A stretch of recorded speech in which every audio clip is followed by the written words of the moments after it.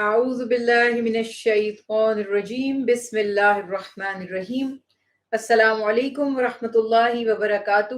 دورہ قرآن پاک میں آج آغاز کریں گے انشاءاللہ 11ویں سپارے کا۔ ڈے 11 سپارہ 11واں ہے۔ سورہ توبہ کا آغاز ہم کر چکے ہیں 11ویں سپارے میں، انشاءاللہ سورہ توبہ مکمل ہو جائے گی۔ سورہ یونس پڑھیں گے اور سورہ ہود کو بھی انشاءاللہ اس صورت میں جو مضامین بیان کیے گئے ہیں اس پر بھی غور کریں گے۔ خلاصۃ القرآن جو ہے آپ کے سامنے پیش کریں گے انشاءاللہ۔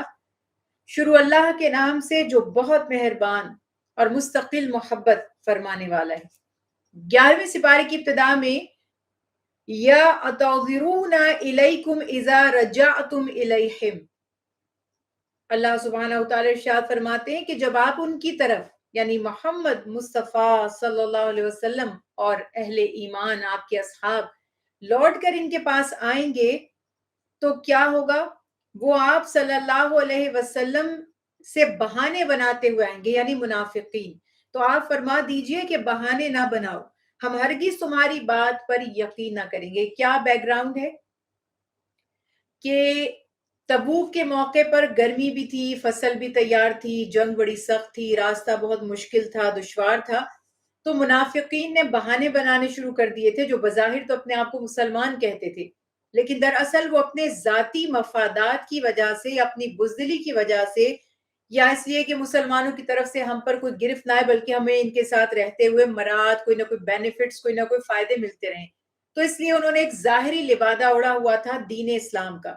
لیکن جب بات آتی تھی جان یا مال قربان کرنے کی تو وہاں وہ آگے نہیں بڑھتے تھے۔ تو ایسا ہی ہوا، تبوک میں انہوں نے بہانے بنانے شروع کر دیے اور اللہ نے اپنے حبیب حضرت محمد مصطفیٰ صلی اللہ علیہ وسلم کو پہلی خبر دے دی کہ انشاءاللہ جب آپ فاتح بن کر واپس لوٹیں گے، جب آپ واپس تشریف لائیں گے تو یہ اپنی وفاداری کے رینیول کے طور پر، اپنی یقین دہانی کے طور پر کہ ہم بڑے لائل ہیں اور ہم مسلمان ہیں، دوبارہ آپ کے پاس آ جائیں گے، خوشامد کریں گے، قسمیں کھائیں گے، حلف یا بیان دیں گے کہ ہم بھی آپ کے ساتھ ہیں۔ تو آپ جاتے وقت تو خاموشی سے لوٹ گئے تھے، لیکن واپسی پہ اللہ نے حکم فرمایا کہ صاف بیان کر دیجئے گا کہ ہمارے پاس بہانے بناتے نہ ہو۔ یعنی اب وہ موقع تھا جب ان پر شو کر دیا جاتا کہ ہمیں علم ہے کہ تم منافق ہو یا تمہارے دل کی کیا کیفیت ہے۔ تو یہی اللہ سبحانہ وتعالیٰ نے سپارے کی ابتدا میں اپنے پیارے حبیب حضرت محمد مصطفیٰ احمد مجتبی رسول کریم صلی اللہ علیہ وسلم کو غیب کی خبر دی۔ دیکھیے بار بار ہم اس چیز کو ریپیٹ کرتے ہیں، نبی اور اس کی جمع انبیاء، نبی کہتے ہی اس کو ہیں جو غیب کی خبر دیتا ہے، اور اللہ تعالیٰ ہر آنے والے واقعات، معاملات جتنا چاہتے ہیں، جسے چاہتے ہیں، جو چاہتے ہیں اپنے انبیاء علیہ السلام میں سے جن کو چاہتے ہیں اللہ آگاہ فرما دیتے ہیں۔ تو یہ بھی وہ غیب کا معاملہ تھا کہ اللہ نے پہلے ہی خبر دے دی کہ جب آپ سفر جہاد سے واپس مدینہ منورہ تشریف لائیں گے تو یہ جو بغیر کسی مجبوری کے، بغیر کسی عذر کے پیچھے رہ گئے تھے، obviously کہ یہ منافق تھے، یہ آپ کے پاس قسمیں کھا کر اپنی وفاداری کا اور اپنی سچائی کا یقین دلانے آئیں گے۔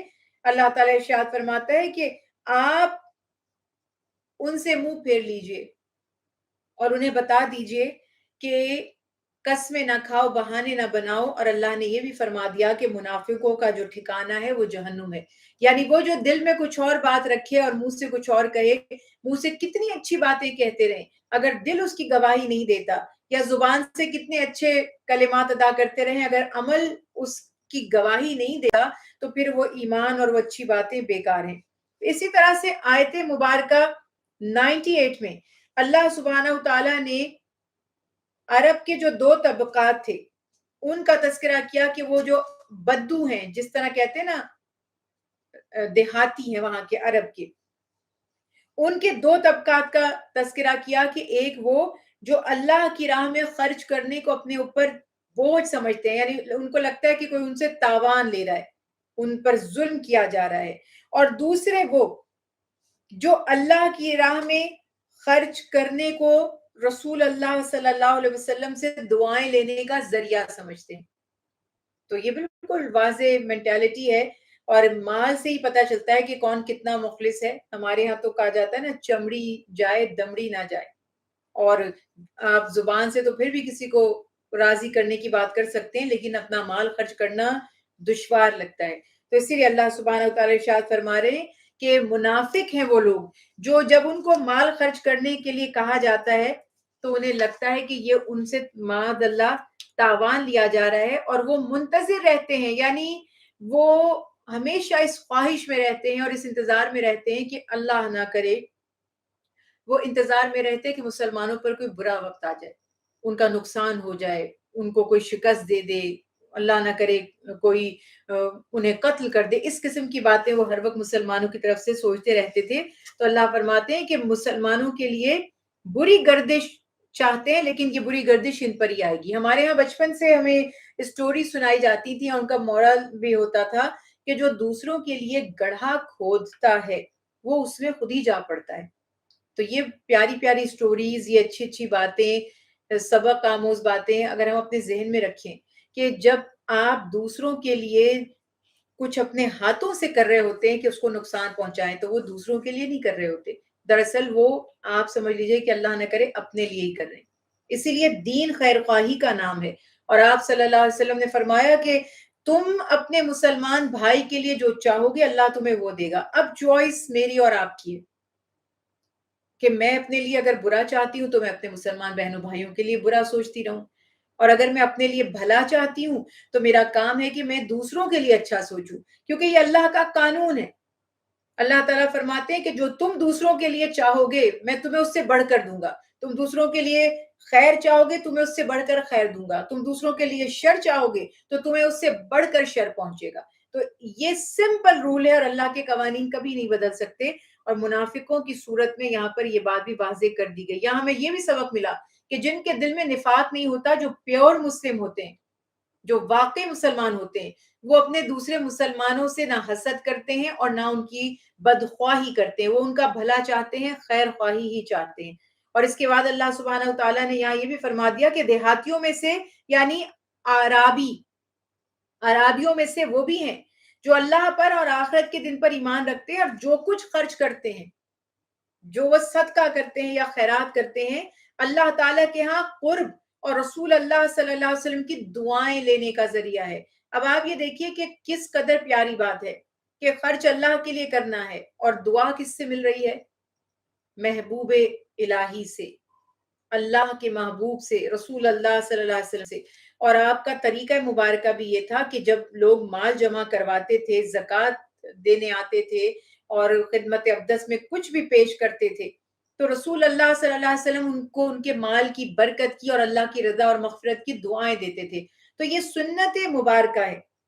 ہمیں شروع میں مجھے یاد ہے کہ بچپن میں ہم لوگ جاتے تھے مختلف علاقوں میں تو ہمیں وہاں پہ یہ ٹرینڈ نظر آیا کچھ علاقوں میں کہ جب مسجد میں کوئی چندہ دیتا تھا تو وہ اعلان کرتے تھے بھائی ماشاء اللہ سبحان اللہ اس بندے نے اتنا چندہ دیا ہے. اور یہ نہ تو ہم لوگ بڑا ہمیں وہ برا لگتا تھا کہ یہ کیا بات ہے کہ یہ لوگ بار بار اس کا اعلان کرتے ہیں یا اس کو دعائیں دیتے ہیں. تو ہمیں لگتا تھا کہ یہ دیکھو اس نے چندہ دیا ہے تو اب یہ اس کو بہت زیادہ شاید اس کی خوشامد کر رہے ہیں. ظاہر ہے کہ انسان کا علم محدود ہوتا ہے اور وہ نیگیٹو زیادہ سوچتا ہے بنسبت پازیٹیو کے. لیکن اگر آپ اس کو اس اینگل سے دیکھیں کہ جو کوئی صدقہ دے یا خیرات کرے تو ایک تو اس لیے بتانا کہ دوسروں کو موٹیویشن ملے گا یا انکریج کرنے کے لیے، دوسرا اس کو دعائیں دینا، یہ سنت رسول اللہ صلی اللہ علیہ وسلم ہے. وہ ڈیزرو بھی کرتا ہے کہ اس کو دعائیں دی جائیں. اور خاص طور پہ اگر کوئی نیک شخص ہے، دیندار شخص ہے، اللہ اور اس کے نبی کا نام لینے والا ہے یا مبلغ ہے یا مؤذن ہے یا امامت کرنے والا ہے، تو جب وہ کلیکٹ کرتا ہے صدقہ یا زکوٰۃ یا ایسے فنڈز تو اس کو یہ لازم ہے کہ وہ سنت رسول اللہ صلی اللہ علیہ وسلم پر عمل کرتے ہوئے اس شخص کے یعنی بس مال پکڑ لیا اور رکھ لیا کہ ٹھیک ہے دے دیا آپ نے زکوٰۃ یا دے دیا آپ نے صدقہ فطر. اس کا یہ کام ہے کہ وہ دعا دے ان افراد کو اور دل سے دعا دے. یہی میرے نبی حضرت محمد مصطفیٰ صلی اللہ علیہ وسلم کی سنت ہے. اور لوگ اسی لیے اللہ کے حبیب کی خدمت میں پیش کرتے تھے. ضرورت مندوں کی براہ راست بھی تو مدد کر سکتے تھے نا، جس کو دینا تھا دے دیتے. اپنے رشتہ داروں کو بھی دینا ہے تو اللہ کے حبیب کے حوالے کرتے تھے، اور وہاں سے اللہ کے حبیب فرماتے تھے یہ فلاں اپنے چچا زاد بھائی کو دے دو، یا اپنے عزیز کو دے دو، یا رشتہ داروں کو دے دو، یا بیت المال میں سے وہ پھر ضرورت مندوں کے لیے گریجولی جس کا جتنا حق بنتا ہے وہ تقسیم ہوتا چلا جاتا تھا۔ تو یہ سبب اللہ نے بتایا کہ وہ خرچ کیوں کرتے ہیں، ان کا مقصد کیا ہوتا ہے، اللہ راضی ہو اور اللہ کے حبیب کی دعائیں ملے۔ تو جس کو اللہ کے نبی کی دعا مل جائے سبحان اللہ، تو پھر اس کو کون سی خیر نہیں ملے گی، اور بے شک وہ ان کے لیے قرب کا ذریعہ ہے۔ اللہ تعالیٰ فرما رہے ضرور وہ مال جو انہوں نے صدقہ کیا وہ اللہ کی بارگاہ میں قرب کا ذریعہ بن جائے گا۔ اس کے بعد پھر اللہ تعالیٰ نے اگلی آیت مبارکہ 100 آیت میں ایمان لانے میں جو پہل کرنے والے تھے مہاجرین اور انصار، والسابقون الاولون من المہاجرین والانصار، اللہ اکبر، کسی بھی نیکی اور خیر کے کام میں اگر آپ انیشیٹو لے لیتے ہیں اور پہلا قدم اٹھا لیتے ہیں، اور پھر لوگ اس کے پیچھے آپ کو فالو کرتے ہیں اور آپ کی پیروی کرتے ہیں، یا بعد آنے والے لوگ کام میں اس کام کو انجام دیتے ہیں، تو ہمیشہ اللہ تعالیٰ کی طرف سے یہ سعادت پہل کرنے والوں کو ملتی ہے کہ جتنے اس کے بعد وہ کام کریں گے انہیں تو ان کا اجر ملے گا، اس میں سے کوئی کمی نہیں ہوگی، لیکن جس نے ابتدا کی تھی ایچ ٹائم اس کے نام اعمال میں بھی اجر لکھا جاتا ہے۔ اسی لیے قرآن پاک میں بار بار سابقون الاولون کہا گیا کہ جنہوں نے دعوت رسول اللہ صلی اللہ علیہ وسلم پر سب سے پہلے لبیک کہا، جنہوں نے سب سے پہلے بغیر بحث مباحثہ، بغیر حجت بازی، بغیر قیل و قال کے سر تسلیم خم کر دیا، آپ پر ایمان لے آئے، تو جو جو ان کو دیکھ کر ایمان لائے تو ان سب کو بھی اس کا ثواب نصیب ہوگا۔ اور یہ دیکھیے نا کہ قرآن میں ان کو سابقون الاولون، حدیث مبارکہ میں بھی ہے جس نے دین میں کوئی اچھا طریقہ اختیار کیا اور لوگوں نے منسنا جو ہے نا، اور لوگوں نے اس کی پیروی کی، تو جس نے وہ بگننگ کی ہے ہر دفعہ اس کے اعمال نامے میں بھی نیکی لکھی جائے گی، اور جو عمل کرنے والے ہیں ان کے اجر میں سے بھی کمی نہیں ہوگی۔ اور جس نے کوئی دین میں برا طریقہ اختیار کیا تو ہر دفعہ اس برے کام کو کرنے والے کا جو عذاب ہے، جو سزا ہے، اس کو تو ملے گی۔ یہ جو بگنر تھا، فاؤنڈر تھا، جو جس نے یہ کام سب سے پہلے کیا تھا، اس کے اعمال میں بھی وہ لکھا جائے گا، کیونکہ اس نے ٹرینڈ سیٹ کیا ہے۔ تو اب مجھے اور آپ کو یہ سوچنا ہے کہ ہم ایسے ٹرینڈ سیٹ کریں جو خیر کا باعث ہوں، اور لوگ ہمیں دیکھ کے نقل کریں، اور خیر کی بنیاد رکھیں، اچھے کاموں کی بنیاد رکھیں۔ یہ دین میں یہاں اللہ سبحانہ تعالیٰ کا حکم ہے، اور اللہ تعالیٰ ارشاد فرماتے ہیں جو ان کی پیروی کرنے والے ہیں، یعنی کہ صرف ابتدا کرنے والوں کو اجر نہیں ملے گا، جو ان کو فالو کریں گے۔ دیکھیں تقلید کا ثبوت مل رہا ہے نا، بہت سے لوگ اندھی تقلید کرتے ہیں اور بہت سے تقلید ہی کے قائل نہیں ہے۔ تو ہمارے دین میں میں جو آپ سے عرض کرنا چاہتی ہوں وہ یہ کہ دو ایکسٹریم پہ ہم لوگ چلتے ہیں ہر معاملے میں۔ ہمیں اللہ نے وَكَذَلِكَ جَعَلْنَاكُمْ أُمَّةً وَسْطًا، اللہ تعالیٰ فرما رہے میں نے تو تمہیں معتدل امت بنایا تھا، ماڈریٹ بنایا تھا، تمہیں سکہ بنایا تھا، تمہیں درمیانی امت بنایا تھا، جس میں ایکسٹریمزم نہیں ہوگا، جس میں افراط اور تفریط نہیں ہوگی، جو ایک طرف اتنا اوپر اور ایک طرف اتنا نیچے نہیں ہوگی، بلکہ وہ مڈل میں رہے گی، بیلنس میں رہے گی، اور مڈل ہی، درمیان ہی وہ حسن ہے زندگی میں، ہر کام کا، ہر چیز میں۔ اور ہمارے ہاں انفارچونیٹلی ہم مڈل میں نہیں رہتے، ہم کسی ایک اینڈ پر جا گرتے ہیں، سی سو والا جو آپ نے دیکھا ہے نا، یا ایک اس طرف نیچے تو یا دوسرا اوپر، یہ بیلنس نہیں ہوتا، لیول نہیں ہوتا۔ تو اللہ تعالیٰ نے ہمیں یہی حکم دیا کہ ہم درمیان میں رہیں۔ تو اسی وجہ سے جو بھی پیروی کرے گا، تقلید کرے گا، اچھے کام کی تقلید کرے گا تو ثواب پائے گا، برے کام کی تقلید کرے گا تو عذاب پائے گا۔ تو تقلید بری نہیں ہے، بری تقلید بری ہے۔ تو یہ بات یہاں پر ہم نے ہمیشہ عرض کیا، اور میں نے جیسے عرض کیا ہمارے یہاں دو ایکسٹریم ہیں، ایک کہتے ہیں بس جی جو بزرگوں نے کر دیا ہم نے وہی کرنا ہے، جو دادا نے کر لیا، جو پردادا نے کیا، ہمارے ہاں تو یہی رواج ہے، یہی ہمارا مذہب ہے، یہی ہمارا فقہ ہے، یہی ہمارا مسلک ہے، ہم تو یہی کریں گے، چاہے کچھ ہو جائے۔ وہ ادھر سے ادھر نہیں ہٹیں گے، وہ انہیں قرآن سمجھ لیں گے ان کے معاملات کو۔ اور ایک دوسرا طبقہ ہے وہ ٹوٹلی تقلید سے ہی ہٹ گیا، وہ کہتے ہیں ہمیں کسی کی پیروی کرنے کی ضرورت ہی نہیں، بس قرآن پڑھیں گے اور عمل کریں گے۔ وہ معاذ اللہ اتنا آگے بڑھ گئے اس معاملے میں کہ وہ سنت اور حدیث کے ہی انکار کرنے والے بن گئے. تو یہ بھی بے دین ہونے کے لیے کافی ہے. تو اس لیے درمیان میں ہمیں رہنا ہے، اور قرآن ہمیں بتاتا ہے کہ آپ درمیان میں کیسے رہ سکتے ہیں. اس کے بعد اللہ سبحانہ و تعالیٰ ارشاد فرماتے ہیں کہ جو نیک لوگوں کا اتباع کرنے والے، ان کو فالو کرنے والے ہوں گے، اللہ ان سے بھی راضی ہوگا، اور اللہ تعالیٰ ان کے لیے بشارت عطا فرما رہے ہیں دائمی نعمتوں کی، بہترین اجر عظیم جنت کی صورت میں اور دوسری نعمتوں کی صورت میں. آیت مبارکہ 103 میں جو زکوٰۃ کا حکم یہاں پر آ گیا، اللہ سبحانہ تعالیٰ نے نبی کریم صلی اللہ علیہ وسلم سے فرمایا خذ من اموالہم صدقاتن. صدقہ ہمارے ہاں صدقہ بیڈلی مس انڈرسٹوڈ ہے. ہمارے گھروں میں چیریٹی کے لیے، صدقے کے لیے کچھ باکسز ہوتے ہیں، کوئی ایک اسپیسیفک ایریا ہوتا ہے جہاں ڈیلی ہم اپنے کوائنز یا تھوڑے بہت جتنے بھی پیسے نکال رہے ہیں وہ ہم صدقہ اپنا، کہ ہم یہ سوچتے ہیں روزانہ ہم اپنا صدقہ نکال رہے ہیں، وہ ہم اس پہ جمع کرتے ہیں. پھر ہم اپنے ہی طور پر سمجھ لیتے ہیں کہ یہ صدقہ کہاں جائے گا اور کہاں نہیں.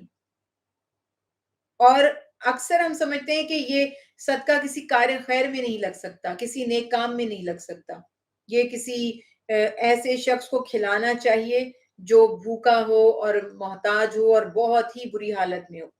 اور ہمارے ہاں جو لینے والی عوام ہے اس کا بھی یہی حال ہے کہ اچھے خاصے ضرورت مند لوگ ہوتے ہیں، لیکن جب آپ اسے کہیں نا میرے پاس صدقے کے پیسے ہیں، تو کہتے ہیں ہمیں نہیں چاہیے. اس میں ان کا معاملہ عزت نفس کا نہیں ہوتا. آپ ان سے کہیں زکوٰۃ ہے تو لے لیں گے، اور آپ ان سے کہیں کہ صدقہ ہے تو نہیں لیں گے. ان کا یہ کانسیپٹ ہے کہ شاید کوئی بلائیں تھیں جو اس صدقے کے اندر اتر گئی ہیں اور اس کے اندر اس نے وہ جذب کر لی ہیں، اور اب اگر ہم نے یہ صدقہ لے لیا تو وہ بلائیں ہمارے اندر ہمارے پیٹ میں چلی جائیں گی. واللہ عالم ایسے ہی کچھ سوچتے ہیں وہ. تو یہ کانسیپٹ صدقہ کہتے ہیں صداقت، اپنی سچائی، اپنی پیورٹی کو ثابت کرنے کا طریقہ. اور اللہ کے حبیب نے اس کی بڑی وسیع تعریف فرمائی. ہر نیکی صدقہ ہے، نماز کی تیاری بھی صدقہ ہے، راستے میں سے تکلیف دینے والی چیز ہٹا دینا بھی صدقہ ہے، کسی مسلمان کے ہاتھ سے کوئی بوجھ اٹھا لینا، اسے سواری پر سوار کرانے میں مدد کرنا، اس کے راستے کو کلیئر کر دینا، اس پہ سے رکاوٹیں ہٹا دینا، یہ ساری چیزیں صدقہ ہیں. اور کسی مسلمان کو مسکرا کر دیکھنا، اچھی بات کہہ دینا، اچھا مشورہ دینا، یہ سب صدقات کی ڈیفینیشن میں. تو دین میں جو مالی صدقات ہیں وہ دو طرح کے ہیں. ایک صدقات واجبہ، واجب اوبلیگیٹری، مسٹ ہے، کرنا ہی ہے، وہ دو ہیں. صدقہ فطر اور زکوٰۃ، جو صاحب نصاب ہے اس کے لیے زکوٰۃ، یہ واجب ہے اور مسٹ ہے، آپ اس سے ہٹ نہیں سکتے. اور دوسرے ہیں نفلی صدقات، وہ آپ جب چاہیں جتنا چاہیں مال خرچ کرتے رہیں، مہینے کے مہینے نکالیں، ڈیلی نکالیں، ویکلی نکالیں، جب آپ کا بزنس میں سے پروفٹ ہو یا تنخواہ ملے اس میں سے نکالیں، جب کوئی مجبور بے بس بے سہارا آ جائے مدد کے لیے اس میں سے اپنے پیسے میں سے نکال کے دے دیں. یا آپ اپنے گھر میں کوائنز جمع کرتے رہیں اور اس کو ایک ویک کے بعد یا ایک منتھ کے بعد یا جتنے بھی عرصے کے بعد خرچ کر دیں. یہ سب صدقات نافلہ ہیں، یہ سب اللہ کے دین کے کاموں میں، حتیٰ کہ مسجد کی تعمیر میں بھی استعمال ہو سکتے ہیں. فتویٰ موجود ہے اس کے بارے میں. زکوٰۃ تعمیر میں استعمال نہیں ہو سکتی، صدقات ہو سکتے ہیں، بلکہ وہ تو صدقہ جاریہ بن جائے گا پھر. تو اس طرح لیکن ہماری عوام کے نظریات اس معاملے میں مختلف ہیں، اس لیے میں نے یہ ذرا سا ڈیٹیل میں جا کے کلیئر کیا.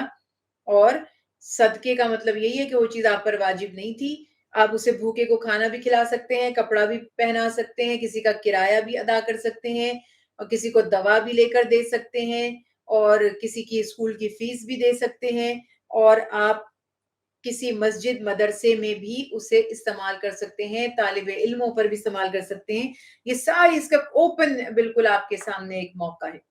جب جس چیز کی ضرورت آپ کے سامنے آ جائے اس کو ترجیح دیجئے، یہ سب سے زیادہ اہم بات ہے.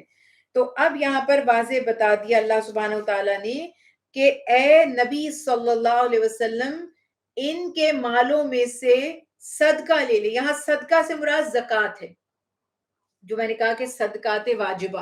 اور کیا ہوگا؟ तुतहिर्रुहुम वतुज़क्कीहिम बिहा, इससे उनका माल पाक हो जाएगा और उनका तज़किया हो जाएगा। यानी आप इससे उन्हें पाक कर देंगे और उनका तज़किया कर देंगे। अल्लाह के हबीब जब माल ले लेंगे तो वो पाक कर देंगे अहले ईमान को। जब माल में से ज़कात निकल जाती है तो बाकी माल पाक साफ हो जाता है। दिल खोलकर खुशी खुशी उसको खर्च करें। आपने उस पे से ज़कात अदा कर दी, और ज़कात जो है वो सिर्फ माल को पाक नहीं करती बल्कि उसे बढ़ाती भी है। ये वो वाला नजरिया है कि जो सिर्फ अहले ईमान ही के दिलो दिमाग में उतरेगा, क्योंकि हमें शैतान ये बताएगा जो हमारे साथ है और लगा रहेगा कयामत के दिन तक। वो कहेगा तुम्हारा माल कम हो रहा है। मेरे पास 1 लाख रुपया था, मैंने उसमें से 2,500 रुपए जरूरतमंद को दे दिए। शैतान मुझे बता रहा है 1 लाख में से 2,500 रुपए कम हो गए, और रहमान मुझे बता रहा है कि तुम्हारे ये 1 लाख जो थे वो 100 लाख हो गए, जिसमें से 10 लाख तुम्हें दुनिया में दे दूंगा और 90 लाख आखिरत में दूंगा। अब आप देख लें आप किस पे भरोसा करते हैं। जो शैतान बता रहा है वो हमारा खैर ख्वाह है, दोस्त है, हमदर्द है, साथी है, या जो रहमान बता रहा है वो सच्ची बात है। तो ये मामलात यहाँ पर हैं कि ज़कात माल को पाक साफ कर देती है और उसको नमू देती है, इंक्रीज कर देती है। ये अल्लाह ने हमारे एक तरह से इन्वेस्टमेंट का तरीका रखा है कि आप माल को खर्च करें, दुनिया का निजाम चलता रहेगा, जरूरतमंदों का, मोहताजों का हक आपके माल में से निकलता रहेगा, आपके दिल को राहत मिलेगी, आपकी रूह को तस्कीन मिलेगी, आपका माल पाक साफ हो जाएगा, उसकी हिफाजत होगी, और अल्लाह सुब्हानहू तआला की रजा आपके गुनाहों की मगफिरत और माल में इजाफे का सबब भी बनेगी। आप सल्लल्लाहु अलैहि वसल्लम से अल्लाह ने फरमाया कि आप उनके लिए दुआ कीजिए, क्योंकि आप सल्लल्लाहु अलैहि वसल्लम की दुआ उनके लिए तस्कीन का बायस है। सुभान अल्लाह। ऐसे कई दफा वाकयात हुए कि आप एक अंसारी किसी की वो थी, बांदी थी खादिमा, देर हो गई। मैं पूरा वाकया नहीं बता रही क्योंकि हमारे पास बहुत मखसूस वक्त है, सिर्फ मैं इशारों में बात कर रही हूँ। वो देर हो गई उसको और अल्लाह के हबीब से उसने कहा कि मैं अब इतनी देर से पहुंचूंगी तो वो जो मेरी मालिकने हैं वो तो बहुत मुझ पर गुस्सा करेंगी। आप उस बस्ती में उसके साथ गए और आपने वो जो बस्ती के करीब करीब करीब वो जैसे स्ट्रीट होती है, घर थे, आपने आवाज दी और आपका किसी को बुलाने का तरीका था अस्सलामु अलैकुम वरहमतुल्लाह। किसी ने जवाब नहीं दिया। फिर आप सल्लल्लाहु अलैहि वसल्लम ने दोबारा सलाम फरमाया, किसी ने जवाब नहीं दिया। फिर आपने तीसरी मर्तबा सलाम अदा फरमाया, किसी ने जवाब नहीं दिया। चौथी मर्तबा जब सलाम हुआ तो सारी खवातीन जवाब देती हैं और बाहर आ जाती हैं। आप सल्लल्लाहु अलैहि वसल्लम ने फरमाया कि शायद तुम मुझे नहीं पहचानती।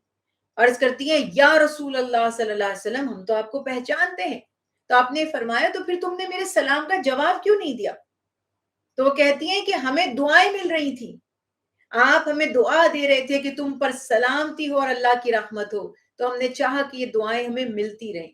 और ऐसे कई वाकया सहाबा किराम रिजवानुल्लाह अलैहिम अजमईन से भी साबित है कि वो एक दफा सलाम और दूसरी दफा कि दुआ मिल जाए। तो ये कुरान में अल्लाह ताला फरमा रहे हैं कि ये जो अहले ईमान है आपकी दुआओं से इनको राहत मिलती है। अब देखें यहाँ पर एक मेरे नबी की शान, क्या आपकी दुआओं का असर होगा। दूसरा, अहले ईमान का उनके ऊपर भरोसा, नबी की जात पर, नबी की अजमत पर, नबी के इख्तियारात पर, नबी के अल्लाह सुब्हानहू तआला से ताल्लुक पर। हम तो बहस में लगे हुए, नबी ये नहीं कर सकते, नबी वो नहीं कर सकते। हमारा तो एटीट्यूड ये है, जबकि अल्लाह ताला ने अपने नबी की शान यहाँ वाजे कर दी। और एक चीज आप जरा गौर से देखिएगा, कुफार के लिए नबी सल्लल्लाहु अलैहि वसल्लम की जात को किसी और तरह बयान किया जाता है और अहले ईमान के लिए किसी और तरह। ये भी बड़ी कमाल की बात है। तो ये आपको इस डिफरेंस को समझना पड़ेगा। अल्लाह ताला फरमा रहे हैं आप दुआ दीजिए, क्योंकि आपकी दुआ उनकी राहत और तस्कीन का सामान है। अल्लाह के हबीब की दुआओं से हमें राहत मिलती है। अल्लाह सब कुछ सुनने और जानने वाले हैं, वो अपने नबी की दुआओं को सुनते हैं और जानते हैं। सही बुखारी सही मुस्लिम में है कि जब अल्लाह के हबीब ने फरमाया मुझ पर दुरूद मेरी उम्मत में से कोई पढ़ता है मैं उसका जवाब देता हूं। हम अभी तक इसी बहस में हैं कि आप सुनते हैं कि नहीं सुनते। تو اللہ تعالیٰ فرما رہے ہیں میں سنتا ہوں، میں جانتا ہوں تم جو عمل کرتے ہو، مجھے اس کی خبر ہے۔ اور پھر اللہ تعالیٰ نے واضح طور پہ فرما دیا کہ آیت مبارکہ نمبر 107 میں ایک اور بات، بڑی اہم بات کی جا رہی ہے۔ وہ کیا ہے؟ جس کا جو مقصد ہے وہ یہ کہ عمل اگرچہ اچھا ہو، لیکن اگر نیت اور مقصد اچھا نہیں ہے تو وہ اچھا عمل کبھی فائدہ نہیں پہنچا سکتا۔ اور اس صورت میں یہاں پر تذکرہ کیا گیا ہے مسجد درار کا۔ مسجد درار وہ کون سی مسجد تھی جس کو مسجد درار ہم بولتے ہیں؟ ضرر پہنچانے والی۔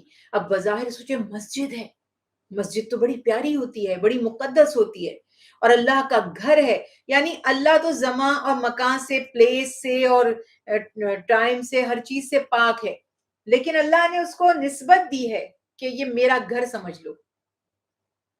اور اللہ تعالی کا گھر، اسے آباد کرنا، اس کی تعمیر میں خرچ کرنا، حدیث رسول اللہ صلی اللہ علیہ وسلم ہے، تعلیمات مصطفیٰ صلی اللہ علیہ وسلم ہے، مسجد کی تعمیر میں جو حصہ لینے والا ہے، جتنے وہ صدقہ جاریہ کی ایسی قسم ہے کہ جب تک لوگ دنیا میں وہ مسجد قائم رہے گی زمین پر، اس میں اللہ کا ذکر کرتے رہیں گے، کلمے پڑھتے رہیں گے، اذانیں گونجتی رہیں گی، نمازیں ہوتی رہیں گی، تلاوت قرآن ہوتی رہے گی، ہر شخص کی عبادت کا اجر و ثواب اس سے تو ملے گا ہی ملے گا، مگر اس تعمیر میں حصہ لینے والوں کو بھی ہر دفعہ ملے گا۔ یہ اس مسجد کی تعمیر میں حصہ لینے کا، ایک اینٹ لگا دینے کے بارے میں تعلیمات مصطفیٰ صلی اللہ علیہ وسلم موجود ہیں، ایک اینٹ لگا دینے کے بارے میں۔ لیکن یہاں فرق ہے نیت کا اور مقصد کا۔ اگر اس مسجد کی تعمیر کا مقصد اللہ کی رضا ہے، اس کے ذکر کی، کلمے کی بلندی ہے، تب تو یہ فوائد حاصل ہوں گے۔ اور اگر فتنہ پھیلانا، امت میں انتشار پھیلانا، فرقہ بازی کرنا، اللہ تعالیٰ اور اس کے نبی سے لوگوں کو بدظن کرنا، انہیں بے دین کرنا، ان میں انتشار پھیلانا مقصد ہے، تو اللہ نے فرمایا یہ مسجد درار ہے، اسے گرا دو، یہ عذاب ہے تمہارے لیے، وبال ہے۔ اور ابو عامر ایک شخص تھا، راہب تھا، پہلے کوئی اور مذہب تھا، وہ چھوڑا، پھر راہب بن گیا۔ اس نے ایک مسجد، اور پھر منافق ہو گیا، اس نے ایک مسجد تعمیر کی، اور اس میں اس کا مقصد تھا کہ یہ اسلام دشمنوں کے ساتھ مل کر اس میں مسلمانوں کے خلاف منصوبہ سازی کرے گا، ان میں تفریق پیدا کرے گا، ان کو سپلٹ کر دے گا، گروہ گروہ میں توڑ دے گا، جو آج ہمارا حال ہے، اور اللہ تعالیٰ ہم پہ رحم کرے کہ ہمیں خبر بھی نہیں ہے۔ تو اس نے، ابو عامر راہب نے یہ سازش کی کہ اس مسجد کو یعنی ایک مرکز بناتا ہوں، یہاں ان کے قریب بیٹھتا ہوں، اور اس مسجد کا مقصد ہوگا مسلمانوں میں پھوٹ ڈالنا۔ اور اس نے کتنی ایک چال چلی کہ اگر اللہ کے نبی صلی اللہ علیہ وسلم یہاں نماز ادا کر لیں، اب آپ کو تو یہ پتا ہے کہ اہل ایمان کے لیے اللہ کے حبیب کی سنت کتنے معنی رکھتی ہے، کہ اگر اللہ کے حبیب اس مسجد میں 2 رکعت نماز ادا کر لیتے تو ہر مسلمان کی یہ مرتے دم تو خواہش ہوتی کہ اس مسجد میں اس کو حاضری نصیب ہو جائے۔ تو اس نے بڑی چال چلی، اور جب آپ تبوک پر تشریف لے جا رہے تھے تو اس نے کہا ذرا 2 منٹ آپ رک کر اس مسجد میں تشریف آوری فرما لیجیے۔ آپ نے فرمایا ابھی تو ہم جلدی میں ہیں، واپسی پہ دیکھیں گے، اور آپ روانہ ہو گئے۔ تو جب دعوت دی کہ مسجد مستند ہو جائے، اوتھینٹسٹی اس کے مل جائے کہ اللہ کے نبی یہاں تشریف لائے تھے، تو کیا ہوا کہ اللہ تعالیٰ نے اپنے حبیب حضرت محمد مصطفیٰ صلی اللہ علیہ وسلم کو اس مسجد میں نماز پڑھنے سے منع فرما دیا۔ اب انسان کہتا ہے اللہ کا ہی تو گھر ہے، لیکن چونکہ آپ کی تشریف آوری کا اس نے غلط فائدہ اٹھانا تھا، امت کے لیے اس کو فتنہ بنا دینا تھا، تو اللہ سبحانہ وتعالیٰ نے منع فرما دیا اور بتا دیا کہ اس مسجد کے مقاصد درست نہیں ہیں، اس کا مقصد مسلمانوں کو ضرر یعنی نقصان پہنچانا ہے، کفر کرنا ہے، اہل ایمان کے درمیان تفریق ڈالنا ہے۔ ذرا سا سوچ کے بتائیے گا، اب میں کچھ نہیں کہوں گی، اب آپ لوگ بھی تھوڑا سوچنا شروع کیجئے۔ جب آپ قرآن پڑھیں گے تو آپ اس اینگل سے اپنے رویے کو جج کریں گے، میں بھی کروں گی، آپ بھی کریں گے۔ مسجد کا مقصد امت مسلمہ کی وحدت، مسجد کا مقصد اللہ کے کلمے کی بلندی، आलाए कलमतुल्लाह, मस्जिद का मकसद लोगों में अल्लाह और उसके हबीब की मोहब्बत पैदा करना, अताअत इलाही का जज्बा पैदा करना, मुसलमानों के मफाद को तरजीह देना। ये नहीं कि ये मेरी मस्जिद है, सारे काफिर हैं, आओ मैं तुम्हें बताऊं कि कौन कौन कैसा कैसा काफिर है। ये हमारी मसाजिद का मकसद बन गया। और नमाजी है नहीं, नफरतों भरी तकरीरें हो रही हैं, एक दूसरे को कुफ्र के फतवे दिए जा रहे हैं और अपनी तारीफों के पोल बांधे जा रहे। जहां ये हो रहा है तो वो मस्जिद दरार का कायम मकाम उसको समझा जाएगा। और जो लोग मस्जिद अल्लाह के जिक्र के लिए आबाद करते हैं, उसकी और उसके हबीब की रजा के लिए आबाद करते हैं, तो उन्हीं को सिला मिलेगा, उन्हीं को अजर मिलेगा, उन्हीं के लिए अल्लाह सुब्हानहू तआला ने मकाम बयान फरमाया। और अल्लाह और उसके रसूल सल्लल्लाहु अलैहि वसल्लम से जो जंग करने वाले हैं, फितने फैलाने वाले, क्योंकि अल्लाह और उसके हबीब तो चाहते हैं कि उम्मत में वहदत हो जाए। कुरान भी यही दर्स दे रहा है, इन्नमल मोमिनूना इख्वात, मुसलमान तो भाई भाई हैं। अल्लाह के भी फरमाते हैं तुम एक हो जाओ, आपस में भाई भाई बन जाओ, खबरदार फूट ना डालना वरना तुम्हारी हवा उखड़ जाएगी। अल्लाह और उसके हबीब का हुक्म तो ये है, तो मैं कैसे आपको दूसरे से अलग कर सकती हूँ? कैसे मैं कहूँ अपनी बहन के घर ना जाए वो बिद्दती है, अपने भाई के घर ना जाए वो मुशरिक है, फला के घर ना जाए फला से ना मिले, इससे रिश्ता नाता ना, यानी लोगों को तोड़ दिया हम लोगों ने दीन के नाम पर। सगे भाई को भाई से दूर कर दिया, बहन को बहन से दूर कर दिया, औरतों और माँ बाप और औलाद में फिरका डाल दिया। तो ये बात यहाँ पर वाज़े हो जानी चाहिए। और अल्लाह ताला के हबीब ने अल्लाह के हुक्म से उस मस्जिद को गिरा दिया, उसको गिरा दिया गया। ये सोचें जरा कितनी बड़ी बात है। हम सोचे ओहो मस्जिद थी वो। अल्लाह ताला ने फरमाया कि वापसी के सफर में मस्जिद कुबा में कयाम कीजिए। फर्क बताया जा रहा है कि मस्जिदों में फर्क है। और ये भी बता दिया कि जिस मस्जिद की बुनियाद पहले दिन से तकवा पर रखी गई है वो उसका हकदार है कि आप उसमें नमाज अदा करें, जिसमें अल्लाह के पसंदीदा बंदे नमाज पढ़ते हैं, अल्लाह की रजा के लिए, उसकी मोहब्बत के लिए, उसके जिक्र की बुलंदी के लिए आते हैं। और वो मस्जिद जो जिसकी बुनियाद तकवा पर रखी गई है और जिसमें अल्लाह की याद के लिए, अल्लाह की मोहब्बत के लिए नमाजें कायम की जाती हैं, वो कभी उस मस्जिद के बराबर नहीं हो सकती कि जो मनफी गलत प्रोपेगेंडा करने के लिए और गलत मकासद को हासिल करने के लिए बनाई गई। तो वाज़े हो गया कि कभी कभी बज़ाहिर काम बहुत अच्छा होता है, नेकी का काम होता है, लेकिन क्योंकि नीयत दुरुस्त नहीं होती और मकसद गलत होता है तो अल्लाह के यहाँ वो काम कभी कबूल नहीं होता, उल्टा वबाल बन जाता है। आयत मुबारका 111 में अल्लाह सुब्हानहू व तआला ने तारीफ फरमाई है अहले ईमान की। और अहले ईमान की तारीफ क्या है? इन्नल्लाह अश्तरा मिनल मुमिनीना अनफुसहुम व अमवालहुम बिअन्ना लहुमुज जन्नत। अल्लाह ताला ने मोमिनों से उनकी जान और उनके माल को खरीद लिया है।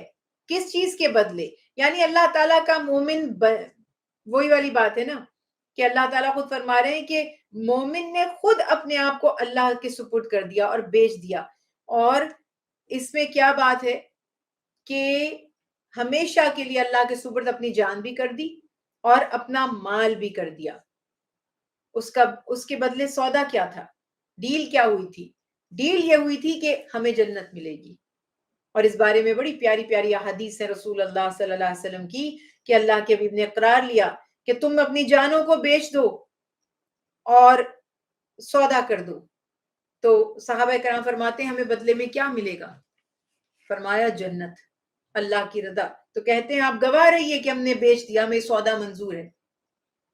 अब सौदा हर कोई तो नहीं कर सकता, हर कोई तो अच्छा बिजनेसमैन नहीं है। हम तो शॉर्ट टर्म बेनिफिट्स देख रहे हैं। दूर अंदेश लोग तो, समझदार लोग तो बहुत कम होते हैं। तो अल्लाह ताला ने फरमाया मुनाफिक तो बिजनेस करना जानते ही नहीं। अहले ईमान जिनको नजर आ रहा है कि दुनिया की चंद दिन की टके की जिंदगी नहीं है ये। आज मैं और आप देख रहे हैं رمضان المبارک کے مہینے کوئی آپ لے لیں، کس قدر تیزی کے ساتھ ایک رمضان مبارک، پھر دوسرا، پھر تیسرا، یہ مہینہ ایک ہفتے سے بھی کم لگنے لگا ہے، اور سال تو مہینے کی طرح یوں گزر رہا ہے. تو یہ زندگی تو گزر ہی جائے گی، مگر جو کبھی نہیں گزرے گی، کبھی ختم نہیں ہوگی، اس کے لیے کیا تیاری ہے؟ تو یہی بات یہاں بتا دی گئی کہ جو اللہ تعالیٰ کے پیارے بندے ہیں وہ سودا کر چکے ہیں اللہ سے، انہوں نے اپنی جان اور مال اللہ کو فروخت کر دیا، یعنی وہ اپنا سب کچھ اللہ کی رضا کے لیے قربان کرنے کے لیے ہر وقت تیار ہیں، اور یہی ان کے اخلاص کی جو ہے ضمانت ہے یا ان کا ثبوت ہے. تو اللہ ان کو جنت ضرور عطا فرمائیں گے. آیت مبارکہ 112 میں اہل ایمان کی صفات بیان کی جا رہی ہیں، کیا خوبیاں ہوتی ہیں اہل ایمان میں، یا یوں کہیے کہ اللہ کے ولیوں میں. ہمارے ہاں ولی کسے کہا جاتا ہے؟ کوئی کرامت دکھا دیں، آپ گئے تھے اور آپ نے کوئی مسئلہ بیان کیا تھا اور انہوں نے کچھ پڑھنے کے لیے بتایا یا کچھ کیا تو بس مسئلہ حل ہو گیا، تو آپ نے مان لیا کہ وہ ولی صاحب کرامت ہے، وہ بڑا پہنچا ہوا ہے اور اللہ کا نیک بندہ ہے. یہی ہے نا کرائٹیریا. یہ قرآن نے نہیں بتایا، قرآن پاک میں بالکل ایسی کوئی بات نہیں کی گئی، بلکہ اللہ نے اپنے ولیوں کی پہچان بتائی ہے. ولی وہ ہے جس کے دل میں ایمان ہے اور جو عمل سے اس کی گواہی دیتا ہے. اور اللہ تعالیٰ نے تعریف کیا بیان فرمائی ہے یہاں پر کہ وہ اللہ کے جو کامیاب ہونے والے بندے ہیں، جنہوں نے اللہ سے سودا کر لیا ہے جنت کا، یہ وہی ہیں توبہ کرنے والے، عبادت کرنے والے، حمد کرنے والے، یعنی ہر وقت خطاؤں نیکیوں میں لگے رہتے ہیں، پھر بھی اللہ تعالیٰ سے اپنے خطاؤں کی، گناہوں کی معافی مانگتے رہتے ہیں، اللہ کی تعریف، حمد و ثنا بیان کرتے رہتے ہیں، خدا کی راہ میں پھرنے والے، یعنی کہ وہی والی بات ہے سائحون، کہ وہ ان کا گھومنا پھرنا، زمین پر سیاحت کرنا، سب اللہ کی رضا کے لیے، تبلیغ کے لیے نکلیں، قدرت کے نظاروں کے لیے نکلیں، رکوع کرنے والے، سجدہ کرنے والے. یعنی یہاں پہ پھر وہی والی بات ہے کہ وہ اپنی غلطیوں کو پہچانتے ہیں. انسان تو سوچتا ہے میں مکمل ہوں، اور وہ سوچتا ہے جیسے جیسے دین کی طرف آتے ہیں کچھ لوگوں کے دل بڑے سخت ہو جاتے ہیں. اس چیز سے بہت ڈرنا چاہیے. کبھی کبھی مجھے ایسا بھی مشاہدہ ہوتا ہے کہ جو دیندار نہیں ہے ان میں تقوی مجھے زیادہ محسوس ہوتا ہے، وہ اللہ سے زیادہ ڈرنے والے محسوس ہوئے بنسبت ان کے جو 24 گھنٹے قرآن خوانی کرتے ہیں. ان کے دلوں میں میں نے سختی بھی پائی. تو یہ بہت خطرناک بات ہے کہ کہیں آپ کے دل سخت نہ ہو جائیں اور آپ کے دل سے یہ زوم نہ پیدا ہو جائے میں اللہ والا ہوں، میں قرآن پڑھتا ہوں، میں حافظ ہوں، میں عالم ہوں. تو اپنی خطاؤں کا کوئی وہ ہے ہی نہیں ریئلائزیشن، اور آپ کہتے ہیں کہ مجھ سے کوئی گناہ نہیں ہو سکتا. اگر میں آپ سے کہوں میں بہت گناہ گار ہوں، ہم سب گناہ گار ہیں، اور اب آپ سوچیں گے پتہ نہیں کیا گناہ کیے ہوئے ہوں گے. یہ ہمارا ایٹیٹیوڈ ہوتا ہے. ہم بہت گناہ گار ہیں. اگر ہم ایک بھی گناہ بظاہر نہیں کرتے پھر بھی ہم بہت گناہ گار ہیں. ہمارے اوپر امت کے بہت سے حقوق ہیں، ہمارے اوپر ہمارے اہل محلہ کے بہت سے حقوق ہیں، ہمارے اوپر ہمارے کلیگز پڑوسیوں کے بہت سے حقوق ہیں، ہمارے اوپر انسانیت کے بہت سے حقوق ہیں، جانوروں کے بہت سے حقوق ہیں. ہم نہیں ادا کر رہے. رشتہ داروں کے حقوق ہیں، ہمسایوں کے، اساتذہ کرام کے. پڑھ لیا ہمیں کوئی فکر ہے؟ مجھے کیا پتا میرے اساتذہ کہاں ہیں جو آج مجھے اس قابل جنہوں نے بنایا کہ میں یہاں پر بیٹھ کر اتنی لمبی چوڑی باتیں کر رہی ہوں. مجھے نہیں پتا وہ سب کہاں ہیں، کیونکہ میں نے کبھی بودر ہی نہیں کیا کہ میں ان کو ڈھونڈوں اور میں ان سے ملوں، دیکھوں، ان کی خدمت کروں. ان میں سے کوئی کسی خدا نخواستہ پریشانی میں تو نہیں ہے، مالی مشکل میں تو نہیں ہے. تو میرا یہ فرض ہے کہ میں ان کے بارے میں جانوں، اور اگر ان میں سے کسی کی کوئی مالی پریشانی ہے، آج اس قابل اگر میں ہوں تو ان کی مدد کروں. مگر ہم بس گزرتے جاتے ہیں، لوگوں کو ہم استعمال کرتے جاتے ہیں اور آگے بڑھتے جاتے ہیں. ہماری اس میں کوئی بری نیت نہیں ہوتی، نہ ہم سیلفش ہیں، لیکن ہمیں یہ ریئلائز ہی نہیں ہوتا کہ ہم جتنے لوگوں سے بھی ملتے ہیں ان سے ریلیٹڈ ہماری بہت سی رسپانسبلٹیز بن جاتی ہیں. تو اسی لیے میں کہتی ہوں کہ گناہ گار ہونا ہمارے لیے کافی ہے. اور پھر اگر اللہ نہ کرے اس کے سوا ہم سے گناہ ہوتے ہیں، غیبتیں ہوتی ہیں، چغل خوریاں ہوتی ہیں، حسد ہوتا ہے، ظلم زیادتی ہوتی ہے وہ تو پھر اس سے بھی ہٹ کرے. تو اس لیے اہل ایمان تقوی کے باوجود اللہ سے توبہ کرتے رہتے ہیں، ڈرتے رہتے ہیں، سجدے میں جھکے رہتے ہیں اور رکوع کرتے ہیں. بھلائی کی تلقین کرنے والے، آمرون بالمعروف ونہون عن المنکر، یہ بڑی ضروری بات ہے. ہمیشہ اس پہ قائم رہنا کہ نیکی کی دعوت دیتے رہیں اور برائی سے روکتے رہیں. اور پھر فرمایا اللہ کی حدوں کی حفاظت کرنے والے، یعنی حدود اللہ کے نگہبان بن جاتے ہیں.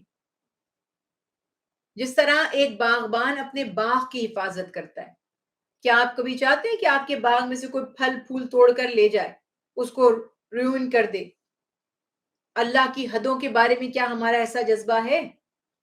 ہم تو کہتے ہیں میرا عمل میرے ساتھ ہے، میں نے اپنی قبر میں جانا ہے، اس نے اپنی. ہم نے تو بڑے جملے سیکھ لیے نا اپنے دفاع میں نے اپنی قبر میں جانا ہے، اس نے اپنی قبر میں جانا ہے، بس مطمئن ہو کے بیٹھ جاؤ. تو یہ بات یہاں پر ہے کہ اہل ایمان اس طرح نہیں سوچتے، ان کی سوچ مختلف ہے. جو اللہ کے ولی ہیں وہ بالکل ٹوٹلی اپوزٹ ہے ہمارے. انہیں فکر ہے کہ لوگوں کی اصلاح ہونی چاہیے. ان کا دل کڑتا ہے جب وہ دیکھتے ہیں کہ حدود اللہ کی پامالی کی جا رہی ہے، اور جب وہ بولتے ہیں تو لوگ انہیں پاگل سمجھنے لگتے ہیں. او ہو یہ تو ہر وقت نیگیٹو باتیں کرتے ہیں، چلو بھئی آگے پھر تلقین شاہ. یہ کومنٹس آپ کو سننے کو ملیں گے سوسائٹی میں. لیکن اہل ایمان کی صفات یہی ہے، انہیں یہ کرنا ہی پڑے گا. اور آپ صلی اللہ علیہ وسلم اللہ تعالیٰ فرما رہے ہیں مومنوں کو بشارت دے دیجئے، خوشخبری سنا دیجئے کہ یقیناً اللہ تعالیٰ ان سے راضی ہے. پھر اس کے بعد آیت مبارکہ 114 میں اللہ تعالیٰ نے خاص ایک بات بیان فرمائی کہ حضرت ابراہیم علیہ السلام کے بارے میں، کہ ابراہیم علیہ السلام بڑے نرم دل تھے. ہمارے جد امجد، ہمارے فور فادر ابراہیم علیہ السلام، ان کا یہ وصف تھا کہ وہ بڑے نرم مزاج تھے، نرم دل تھے. تو انہوں نے اپنے باپ، اب وہ باپ تھا یا چچا تھا، قرآن پاک میں ابی کہا گیا. ویسے عرب میں اور ان علاقوں میں چچا کو بھی کہا جاتا ہے، جیسے ہمارے ہاں بڑے ابو کہا جاتا ہے نا تایا کو، والد کے بڑے بھائی کو. تو اس طرح سے ہوتے ہیں معاملات. بہرحال یہ ہماری ڈیبیٹ نہیں ہے اور اس سے ہمیں کوئی اتنا زیادہ ہماری ایمان پہ فرق بھی نہیں پڑے گا. ڈیٹیل میں کبھی بات کریں گے اگر آپ چاہیں. مگر وہ آزر کے لیے حضرت ابراہیم علیہ السلام نے وعدہ کیا کہ میں اللہ سے دعا کروں گا کہ وہ آپ کو بخش دے، اور امید تھی کہ یہ آخر توبہ کر لے. لیکن آزر نے توبہ نہیں کی، بت تراشتا تھا اور اسی حالت میں مر گیا. اللہ تعالیٰ ارشاد فرما رہے ہیں کہ حضرت ابراہیم علیہ السلام نے جو وعدہ فرمایا تھا اس کی پاسداری کے لیے انہوں نے اس کی وفات کے بعد دعا کی. لیکن اللہ تعالیٰ نے ایک قانون مقرر کر دیا کہ جو شرک پر مر جائے یا کفر پر مر جائے، آپ اللہ سے اس کی مغفرت کی دعا نہیں کریں گے.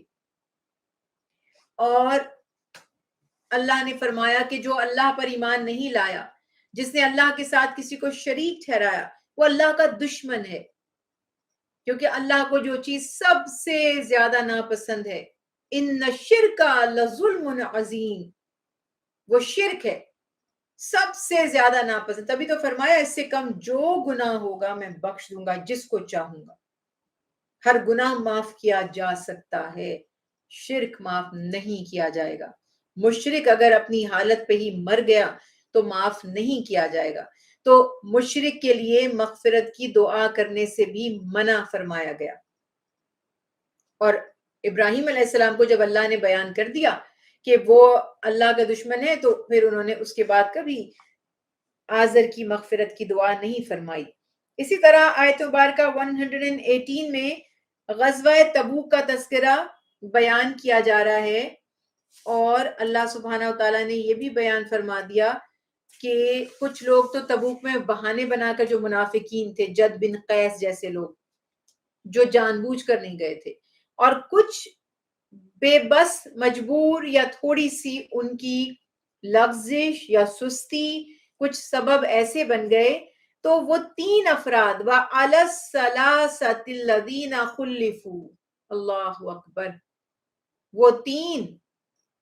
یہاں پر آپ یہ دیکھیں کہ اللہ سبحانہ و تعالیٰ نے کتنی وضاحت کے ساتھ بیان فرما دیا کہ وہ لوگ جو غزوہ تبوک میں پیچھے رہ گئے، یعنی 3 اصحاب ہیں، کعب بن مالک، حلال بن امیہ، مرارہ بن ربی رضی اللہ تعالی عنہم، 3 نام لکھے گئے، ثلاثہ 3 تھے، وہ پیچھے رہ گئے۔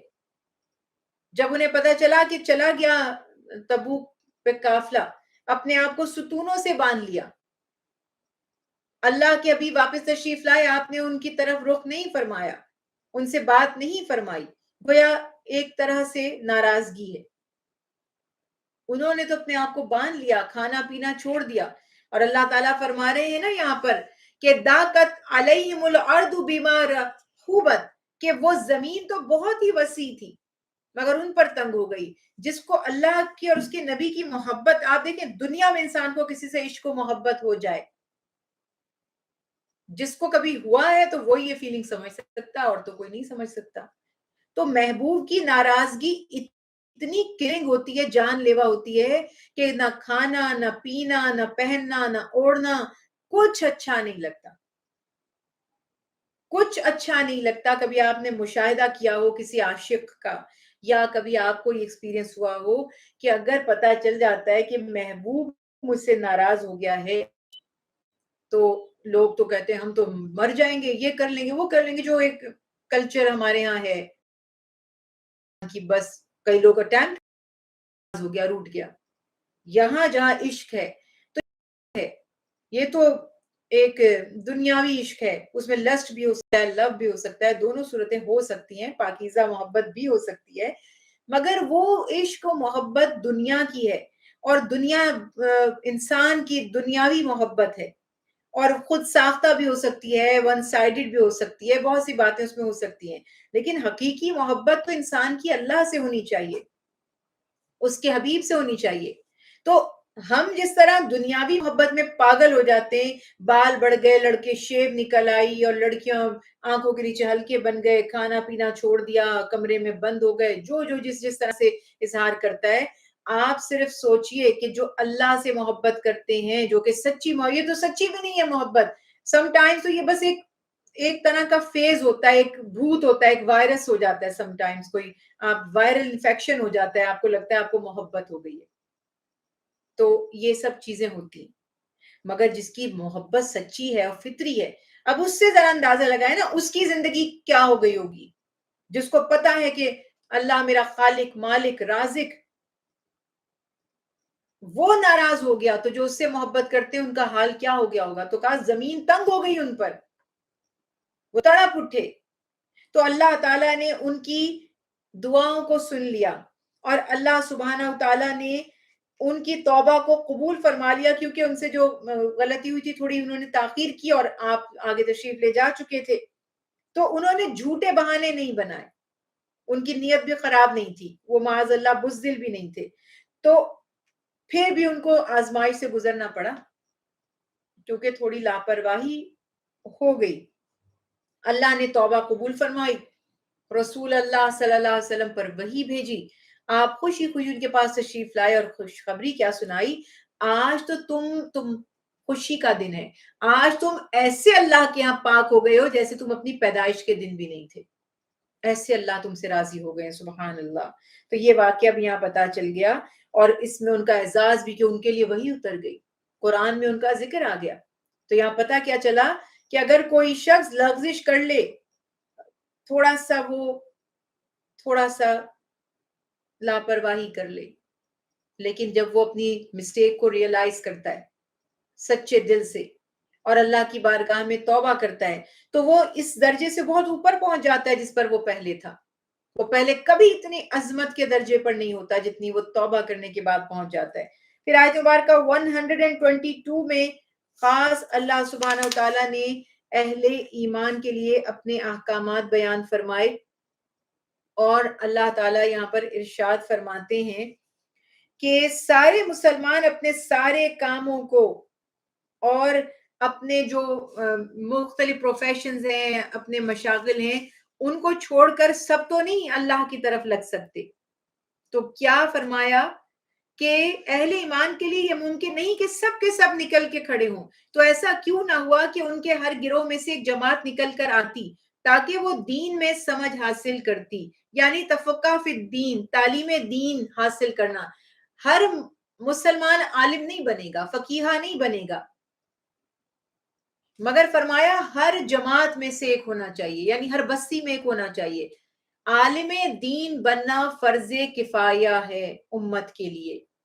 اگر کسی بستی میں سے ایک ہوگا کافی ہے، ایک بھی نہیں ہوگا پوری بستی پہ گناہ لازم آ جائے گا. تو اس وجہ جیسے اعتکاف ہے نا فرض کفایہ بتایا جاتا ہے، نماز جنازہ فرض کفایہ ہے کہ چند لوگ ادا کر لیں سب کی طرف سے ادا ہو جائے گا، کوئی بھی نہیں ادا کرے گا تو سب کے سب گناہ گار ہو جائیں گے. تو ہر کوئی تو عالم نہیں بن سکتا، ڈاکٹرز بھی چاہیے، انجینئرز بھی چاہیے، پلمبر بھی چاہیے، ٹیلرز بھی چاہیے اور ڈرائیورز بھی چاہیے. دنیا کا نظام مختلف فیلڈ سے چل رہا ہے نا. سارے آپ عالم بنا دیں گے کیا؟ کھائیں گے پیئیں گے کہاں سے؟ گھر کو کون ٹھیک کرے گا؟ الیکٹرانکس کی جو ڈیوائسز ہیں ان کا کیا ہوگا؟ تو ہر چیز کا ایک طریقہ ہے. فرمایا ہر دور میں ہر جگہ پر ایسا معاملہ ہوتے رہنا چاہیے کہ سارے مسلمان نہیں، مگر ضروری ہے کہ ہر علاقے اور ہر طبقہ زندگی میں سے کچھ لوگ دین کی راہ میں نکل کھڑے ہوں. اب دیکھیں اس میں دوسرے لوگوں کو ان کو سپورٹ کرنا بہت ضروری ہے. میں بہت دفعہ ایسے لوگوں سے ملی ہوں کہ جو بہت اچھے حفاظ تھے، قاری تھے، امامت کرتے تھے، مگر ان کا جب، اور چونکہ وہ دین کو بیچتے نہیں تھے تو ان کا روزگار نہیں چلا، اور پھر انہوں نے کیا کیا کہ انہوں نے یہ کام چھوڑ دیا. کوئی اوبر میں لگ گیا جا کے، کسی نے کوئی بزنس سٹارٹ کر لیا، کسی نے کچھ اور کام کر لیا. تو انہوں نے کہا اب ہمارے گھر میں ماشاءاللہ بڑا پیسہ آ رہا ہے. تو یہ ان کا قصور نہیں ہے، یہ ہمارا قصور ہے کہ ہم نے ان کو آسودگی نہیں دی. اب ہمارے ہاں وہی پھر ڈیبیٹ لمبی ہو جائے گی. مختصر یہ کہ جو دین کا کام کر رہے ہیں نا وہ آپ کے اوپر بھی احسان کر رہے ہیں، کیونکہ آپ عالم نہیں بنے، وہ بن گئے، تو آپ کو بھی اس کا اجر و ثواب مل رہا ہے. ورنہ جیسے میں نے عرض کی کہ بستی میں ایک بھی نہیں ہوگا تو سب کے سب گناہ گار ہوں گے.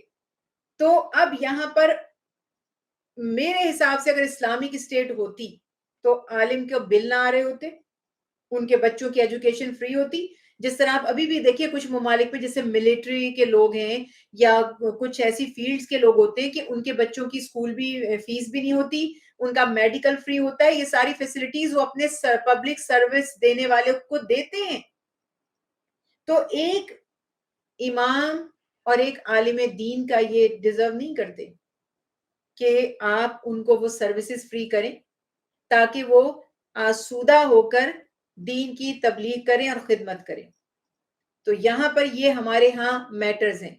اور میں اپنی مثال آپ کو دے سکتی ہوں کہ میں اگر یہ کہتی ہوں کہ میں تبلیغ کے پیسے نہیں لیتی تو میرے ساتھ جو لوگ کرتے ہیں، 2-3 ایگزامپلز دے رہی ہوں. جو لوگ دوسروں سے، میں کچھ کپڑے خریدتی ہوں تو وہ مجھے زیادہ مہنگے بیچتے ہیں، ٹیلر کے پاس جاتی ہوں وہ مجھ سے زیادہ پیسے لیتا ہے، اور کچھ بھی کام کرو تو وہ سمجھتے ہیں کہ یہ تو پتہ نہیں کتنے ان کو پیسے ملتے ہیں، کتنے چیکس ملتے ہیں، عام بندے سے بھی زیادہ. اور وہ آپ سے ایکسپیکٹ کرتا ہے کہ آپ فی سبیل اللہ کام کریں. تو مجھے تو بہت ہی عجیب ایکسپیرینس ہوا ہے کہ میں نے ایک گاڑی خریدنی تھی اور میں نے بتا دیا کہ میں مبلغہ ہوں، تبلیغ کرتی ہوں. اس میں بتانے کا مقصد یہ ہوتا ہے کہ کوئی آپ کے ساتھ چیٹنگ نہ کرے. ظاہر ہے اس نے ڈونیٹ تو کرنی دینی تھی گاڑی ڈیلر نے. مقصد یہ تھا کہ وہ کم از کم ہمیں کوئی اچھی چیز، کہ بھئی ہم رزق حلال کھاتے ہیں اور ہم تبلیغ کا کام فی سبیل اللہ کرتے ہیں، تو آپ ہمیں کوئی اچھی گاڑی دکھا دیں. میں آپ کو اپنے ایکسپیرینس بتا رہی ہوں. اس نے مجھے ایک گاڑی بتائی اور وہ کسی کے ریفرنس سے تھا، میرے جاننے والوں کے ریفرنس سے، کہ شاید میں نے کہا شرم آئے گی، تھوڑا لحاظ کریں گے کہ یہ عالمہ ہیں. وہ گاڑی جو ایڈ لگا ہوا تھا جتنے لاکھ کا، اس نے مجھے وہی گاڑی 1.5-2 لاکھ بڑھا کے بتائی. اور جب میں نے اس گاڑی کو سرچ کیا تو دیکھا کہ وہ تو اس سے 1.5-2 لاکھ کم میں تو ایڈ لگایا ہے اونر نے. یہ ہمارے دین کا اور یہ ہمارے لوگوں کا حال ہے کہ آپ اتنا دینداروں کی عزت کرتے ہیں اور اتنی آپ ان کو فیورز دیتے ہیں، اور پھر آپ کہتے ہیں کہ ہاں بھئی آپ یہ تو دین کا کام کرتے ہیں تو پیسے نہیں لینے چاہیے. تو ڈبیٹ یہاں پر یہ ہے کہ وہ طبقہ اسی صورت میں آسودگی کے ساتھ اپنی فرائض انجام دے گا کہ آپ ان کو ریلیف دیں، ان کی ذمہ داریوں کو یا تو سنبھالیں، یا پھر آپ ان کو جیسے میں نے عرض کی کہ ان کے لیے یہ فیسلٹیز ہونی چاہیے کہ ان کے لیے فیس نہ ہو، ان کے لیے اکوموڈیشن ہو، کچھ تو ہو۔ تو اس حساب سے بہرحال، لیکن اگر یہ سب چیزیں نہیں ہوں گی، نہ تو عالم محنت کریں گے۔ آج جو ہمارے آپ کو اویلیبل ہے نا عالم، وہ اسی لیے ایسے ہیں کہ آپ ان پہ خرچ نہیں کرتے تو وہ بھی بادر نہیں کرتے کہ وہ دین میں غور و فکر کریں، محنت کریں، کسی مقام پر پہنچے۔ وہ کہتے ہیں جتنا ہمیں ملنا ہے اس کے حساب سے ان کے لیے یہ وظیفے بتا دو اور 2-4 مسئلے بتا دو، اتنا ہی کافی ہے۔ تو بہت زیادہ ڈیپلی میں نے اس پہ مشاہدہ کیا کہ واقعی جو لوگ اپنے علماء کی، اپنے اسکالرس کی رسپیکٹ کرتے ہیں، انہیں آسودگی دیتے ہیں، تو وہ بھی محنت کرتے ہیں اور دین میں آگے بڑھتے چلے جاتے ہیں۔ اللہ ہمیں اپنے دین کو بیچنے سے بھی محفوظ رکھے اور دینداروں کی عزت کرنے اور ان کی خیر خواہی کی بھی توفیق عطا فرمائے۔ اب یہاں پر اللہ سبحانہ وتعالیٰ پھر ارشاد فرماتے ہیں کہ بس کچھ لوگ دین کی راہ میں نکلیں اور دین میں مہارت حاصل کریں تاکہ اپنی قوم کو اللہ تعالیٰ کے عذاب کی خبر دے سکیں، اس سے بچا سکیں، یعنی پورے معاشرے پہ فرض کفایہ ہے۔ آیت مبارکہ 124 میں اللہ تعالیٰ نے فرمایا کہ وہی جو نازل ہوتی ہے آپ صلی اللہ علیہ وسلم پر، اس سے مخلص مسلمانوں کو، مومنوں کو اور زیادہ ایمان میں تقویت ان کو ملتی ہے، ان کے ایمان میں اضافہ ہوتا ہے، اور اس وحی سے، اس قرآن سے جو منافقین اور منکرین ہیں ان کے کفر اور نفاق کی بیماری میں اور اضافہ ہو جاتا ہے۔ پھر سورہ توبہ کی جو 2 آخری آیات ہیں، یہ وہ آیات ہیں کہ شان رسالت کے بارے میں بڑی بابرکت آیات ہیں، اور اللہ سبحانہ وتعالیٰ نے اس میں اپنے حبیب حضرت محمد مصطفیٰ صلی اللہ علیہ وسلم کی اپنی امت سے جو آپ کا تعلق ہے اور جو آپ کی عظمت شان ہے وہ بیان فرمائی کہ بے شک تمہارے پاس ایک اللہ کا رسول تشریف لائے، یعنی ایسے رسول آئے ہیں تمہارا نقصان میں پڑنا ان پر بہت گراں گزرتا ہے، تمہاری بھلائی کے حریص ہیں، یعنی وہ خواہش مند ہیں، سخت ان کو خواہش ہے کہ تمہاری بھلائی ہو جائے، اور نہایت شفقت فرمانے والے، یعنی اللہ تعالیٰ فرماتے بالمؤمنین رؤوف الرحیم کہ وہ مومنوں کے لیے بہت شفقت فرمانے والے اور رحم فرمانے والے ہیں۔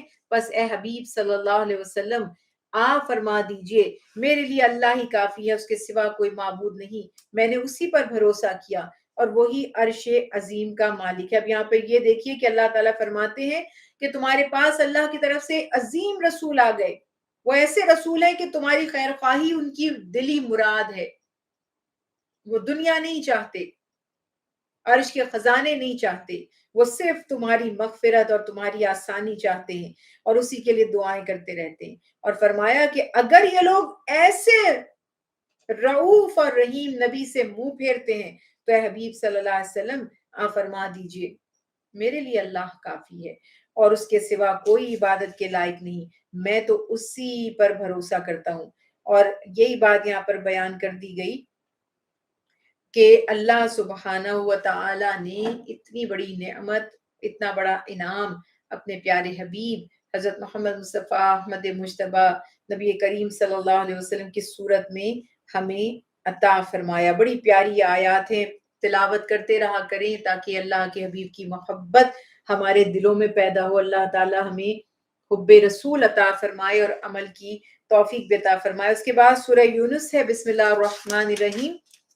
حضرت یونس علیہ السلام کے نام پر سورہ ہے، مکی سورتوں میں سے ہے، مصحف کی ترتیب کے اعتبار سے 10ویں سورہ ہے، جبکہ نزولی ترتیب کے اعتبار سے اس کو 51 نمبر بتایا گیا ہے کہ جب نازل ہوئی تو 51 پہ تھی۔ اس صورت میں حضرت یونس علیہ السلام جو اللہ کے نبی تھے اور ان کو اللہ سبحانہ وتعالیٰ نے اپنی قوم کی ہدایت کے لیے بھیجا، ان کی قوم کا تذکرہ کیا گیا۔ اسی مناسبت سے اس صورت کا نام سورہ یونس ہے۔ سورت میں بھی توحید کے دلائل بیان کیے گئے، شرک کی سختی کے ساتھ مذمت کی گئی، اس کے رد کے بارے میں احکامات بیان کیے گئے، رسول اللہ صلی اللہ علیہ وسلم کی رسالت کے ثبوت میں قرآن کریم اور جو اس کی سچائی ہے اس کا تذکرہ کیا گیا، اور شک کی صورت میں فرمایا چیلنج ہے، اگر تمہیں لگتا ہے کہ یہ اللہ کے سوا کسی کا کلام ہے تو تم اس جیسا کلام بنا کر دکھا دو۔ ابتدا میں اللہ سبحانہ تعالیٰ نے حروف مقطعات سے آغاز فرمایا، بسم اللہ الرحمن الرحیم، شروع اللہ کے نام سے جو بہت مہربان مستقل محبت فرمانے والا ہے۔ الف لام را تلک آیات الکتاب الحکیم، حروف مقطعات سے شروع ہوتی ہے۔ آیت مبارکہ 1 سے 4 تک میں قرآن کریم کی جو سچائی اور عظمت ہے اس کا بیان کیا گیا، رسول اللہ صلی اللہ علیہ وسلم کی رسالت اور مومنوں کے لیے آخرت میں جو عظیم اجر ہے اس کا تذکرہ کیا گیا، پھر آسمان اور زمین کی پیدائش اور اللہ کی طرف لوٹ کر جانے کا تذکرہ کیا گیا، اور فرمایا اللہ کی اجازت کے بغیر کوئی کسی کی سفارش نہ تو کر سکے گا اور نہ کسی کی سفارش اللہ کے ہاں مقبول ہوگی، یعنی اللہ سبحانہ و تعالی ہی جسے اذن عطا فرمائیں گے وہی سفارش کرنے والا ہوگا، اور ہم سب اچھی طرح جانتے ہیں کہ شفیع المذنبین رحمت للعالمین کون ہے۔ اللہ سبحانہ و تعالیٰ نے اپنے حبیب کو یہ مقام اور مرتبہ عطا فرمایا، مگر مشرک کافر یا جو لوگ خود ساختہ سفارشی بنا لیتے ہیں جس کی اللہ اور اس کے حبیب کی طرف سے کوئی سند کوئی دلیل نہیں ہے، تو ان کے لیے اس میں عبرت کا مقام ہے۔ اور اللہ تعالیٰ ارشاد فرماتے ہیں کہ صرف اسی کی عبادت کرو، اور جو انکار کرے گا اس کے لیے دردناک عذاب ہے۔ آیت مبارکہ 5 میں قدرت کی جو نشانیاں ہیں ان کو کہتے ہیں تکوینی دلائل، کہ اللہ سبحانہ و تعالیٰ نے کائنات میں اپنے وجود اور اپنی وحدت کی دلیلیں پیش کی۔ سورج روشنی دینے والا، چاند پوری دنیا پر چھایا ہوا ہے اور روشن ہے، اس کی منزلیں مقرر کی، لوگ اسے حساب رکھتے ہیں دنوں کا، مہینوں کا، سالوں کا، اور فرمایا کہ یہ جو رات اور دن کا آنا جانا ہے اور زمین اور آسمان کی پیدائش ہے، اس میں اہل تقوی کے لیے جو عقل رکھتے ہیں، جو پرہیزگار ہیں، ان کے لیے اللہ سبحانہ تعالیٰ نے اس میں بڑی نشانیاں رکھی ہیں اگر وہ غور کریں تو۔ اور اسی طرف آیت مبارکہ 11 میں بتایا کہ لوگ دنیا کے مفادات طلب کرنے میں جلد بازی کرتے ہیں، اگر اللہ تعالیٰ انہیں ان کے برے اعمال کے نتیجے میں سزا سنائیں تو اتنی جلدی ان پر عذاب آ جائے گا اور زمین پر کوئی چلتا پھرتا نظر نہیں آئے گا۔ اللہ رحیم ہے، کریم ہے، حلیم ہے، عذاب دینے میں جلدی نہیں فرماتے، اپنے بندوں پر مہربان ہے۔ تو یہ بات یہاں پر اللہ سبحانہ و تعالیٰ کی طرف سے واضح کر دی گئی، اور اللہ تعالیٰ ارشاد فرماتے ہیں کہ میں بخشنے والا، رحم کرنے والا، اپنے بندوں پر مہربانی کرنے والا ہوں۔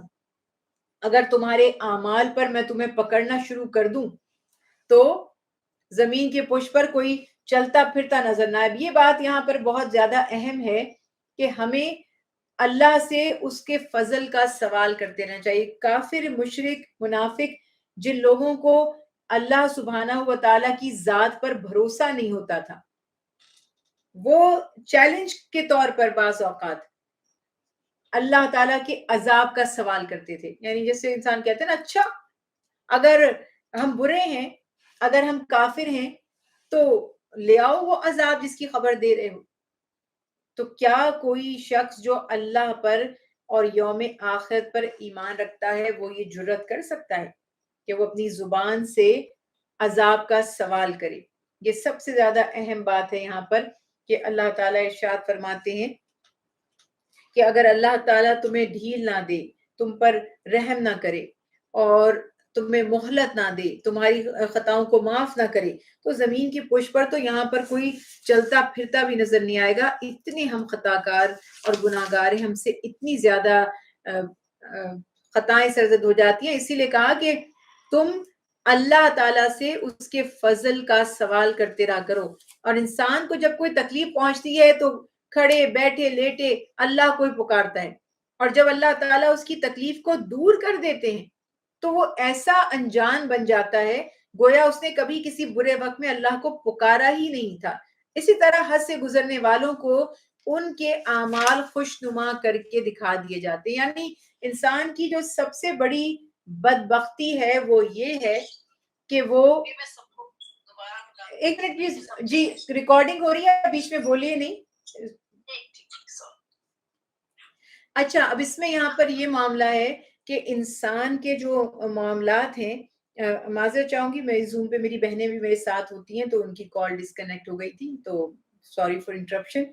بات ہم یہاں پر یہ کر رہے ہیں کہ اللہ سبحانہ و تعالی ارشاد یہ فرماتے ہیں کہ انسان جب مشکل آتی ہے، مصیبت آتی ہے، تو اس لمحے تو اس کا دل نرم بھی پڑ جاتا ہے، ہر طرح کے ظاہری اسباب اس سے کٹ آف ہو جاتے ہیں، وہ دیکھ لیتا ہے، ٹرائی کر لیتا ہے کہ کوئی چیز کام نہیں آئی، تو پھر وہ کہتا ہے ہاں ٹھیک ہے، اگر اللہ تعالیٰ نے آج میری یہ مشکل حل کر دی، آج میری یہ دعا قبول ہو گئی، تو میں فرما بردار بن جاؤں گا، اور اس طرح سے بڑے بڑے دعوے کرتا ہے، اور جہاں مشکل ٹل جاتی ہے تو وہ بھی آگے بڑھ جاتا ہے۔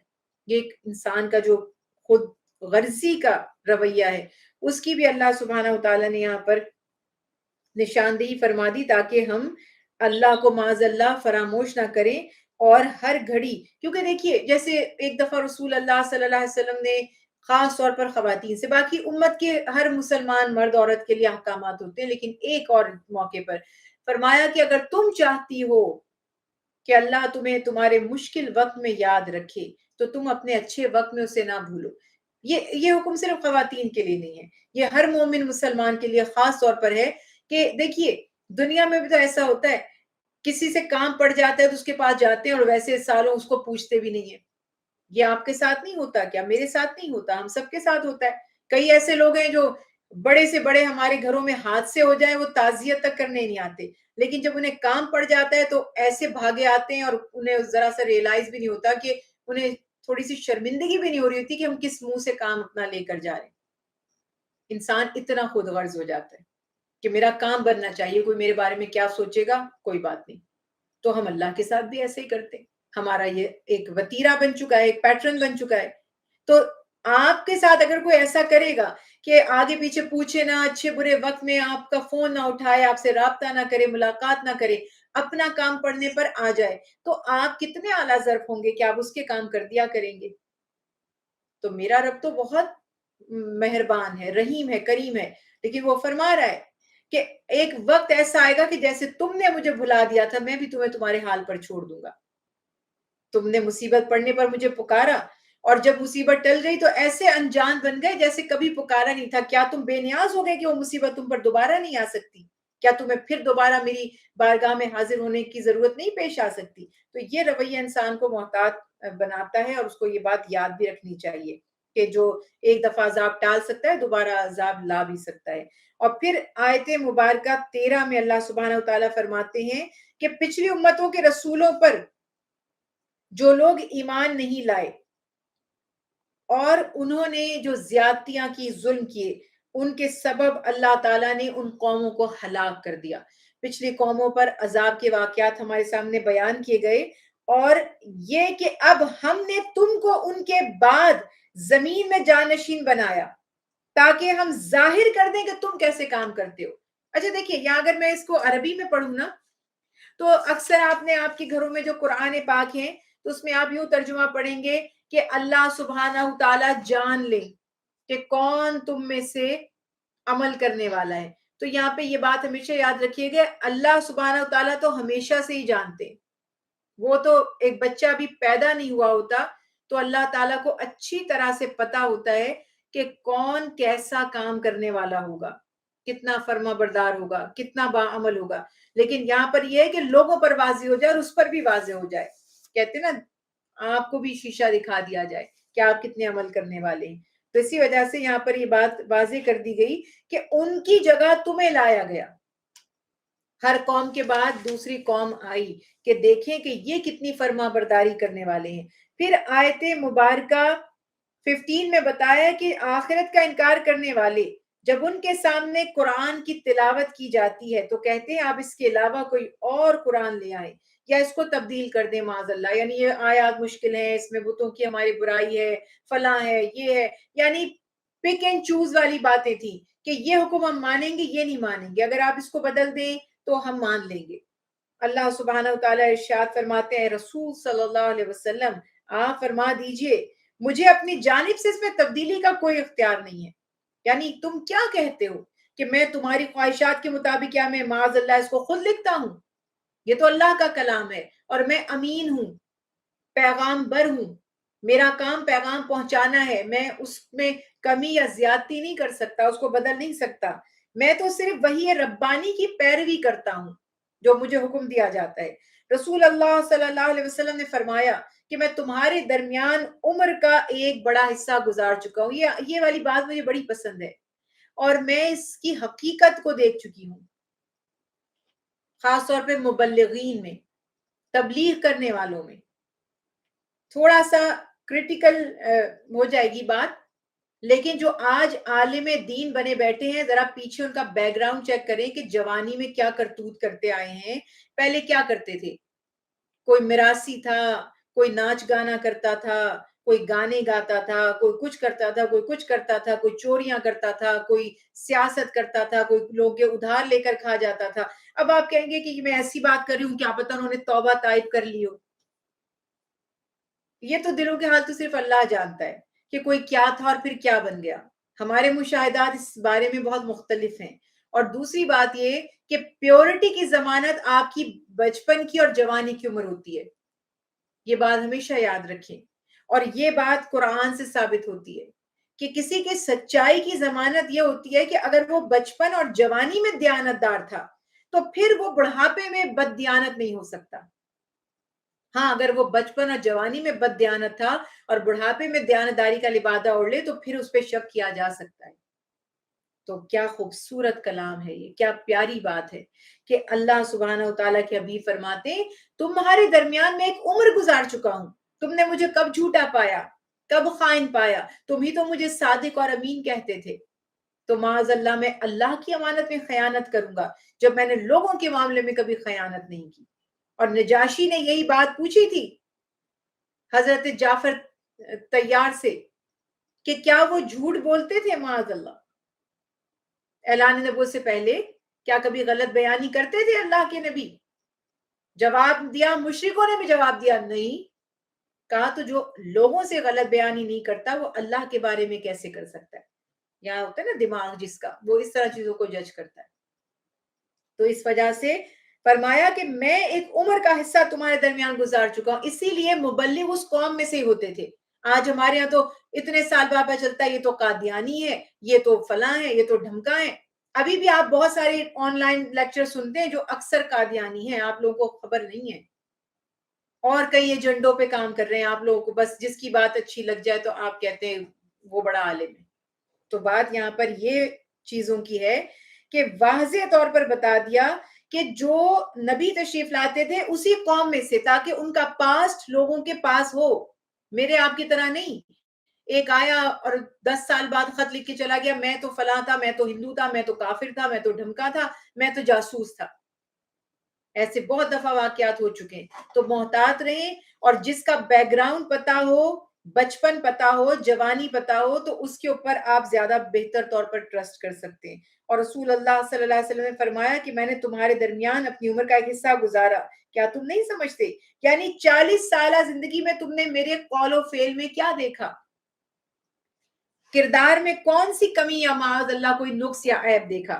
پھر آیت مبارکہ 18 میں فرمایا کہ مشرک اللہ کو چھوڑ کر ایسے باطل معبودوں کو پوجتے ہیں جو انہیں نفع نقصان نہیں پہنچا سکتے، وہ بے بس ہیں، وہ تو تم نے خود بنائے ہیں، وہ تو خود اپنے وجود کے بھی لیے تمہارے محتاج ہیں، اور کہتے ہیں کہ یہ اللہ کے پاس ہماری سفارش کریں گے۔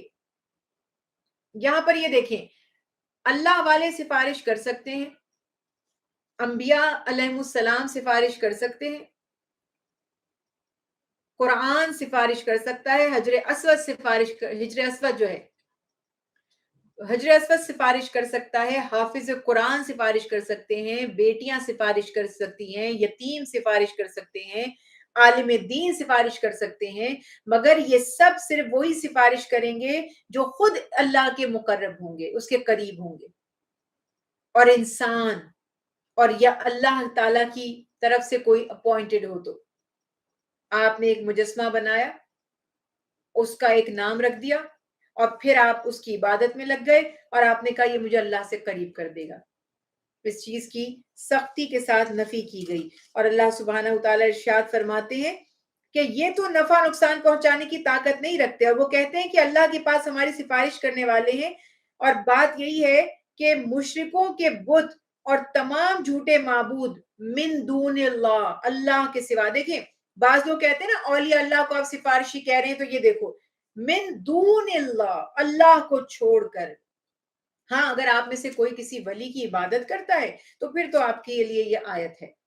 لیکن اگر آپ کسی ولی سے، اپنے کسی استاد سے، کسی بزرگان دین میں سے کسی سے، کسی چاروں امام ہیں ان میں سے، ائمہ کرام میں سے کسی سے محبت کرتے ہیں اور ان کی عقیدت رکھتے ہیں اور یہ گمان کرتے ہیں کہ یہ اللہ تعالیٰ سے آپ کی سفارش کریں گے، تو پھر یہ من دون اللہ نہیں ہے، یہ تو سب اللہ کے لیے ہی آپ ان سے محبت کرتے ہیں. مگر بس دو باتوں کا خیال رکھیں کہ ایک تو آپ یہ یاد رکھیں کہ ہم ان سے اس لیے امید رکھتے ہیں کہ یہ اللہ کے مقرب تھے، قریب تھے، بے عمل نہیں تھے، با عمل تھے، با کردار تھے، تو ہمیں بھی اپنے آپ کو ان کے سانچوں میں ڈھالنے کی کوشش کرنی ہے، اپنے نبی کی پیروی کرنی ہے، اہل ایمان کی پیروی کرنی ہے، تبھی انشاءاللہ ان کی نسبت اور سفارش ہمارے کام آئے گی. اور معاذ اللہ اگر کوئی اللہ کو چھوڑ کر نماز روزہ نہ کرے اور کہ بس یہ مجھے بچا لیں گے، تو پھر اللہ تعالیٰ رحم فرمانے والا ہے. اور اللہ تعالیٰ فرماتے ہیں جبکہ رسول اللہ صلی اللہ علیہ وسلم، انبیاء کرام اللہ تعالیٰ کے مقرب بندے ہیں، اللہ تعالیٰ کے اذن سے اللہ کی بارگاہ میں وہ سفارش کریں گے. اللہ کے مقرب بندوں کو اور انبیاء کو اس آیت کے زمرے میں نہ لایا جائے، اس بات کی ہمیں احتیاط کرنی چاہیے.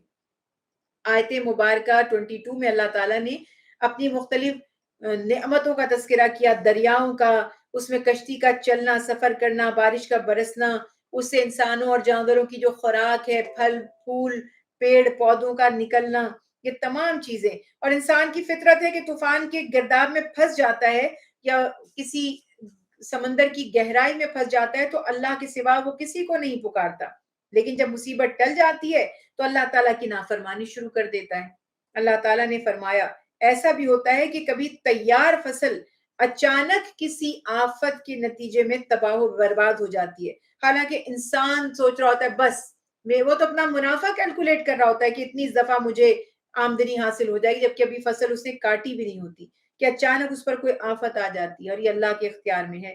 پھر آیت مبارکہ 26 میں بتایا کہ قیامت کے دن نیک اعمال کرنے والوں کو اللہ تعالیٰ ان کا بہترین اجر عطا فرمائیں گے، بھرپور جزا ملے گی. اور جنہوں نے دنیا میں برے کام کیے ان کے چہروں پر ان کے کاموں کے سبب سیاہی چھا رہی ہوگی. اور اللہ سبحانہ و تعالیٰ ارشاد فرماتے ہیں آیت مبارکہ 28 میں قیامت کے دن مشرکین اور ان کے معبودوں کے درمیان پھوٹ پڑ جائے گی. معبودوں کی ان کی عبادت، وہ کہیں گے کہ ہمیں تو پتہ بھی نہیں تھا کہ انہوں نے ہمیں پوجا، ہمیں کیا، ہم نے تو نہیں کہا تھا ہماری عبادت کرو.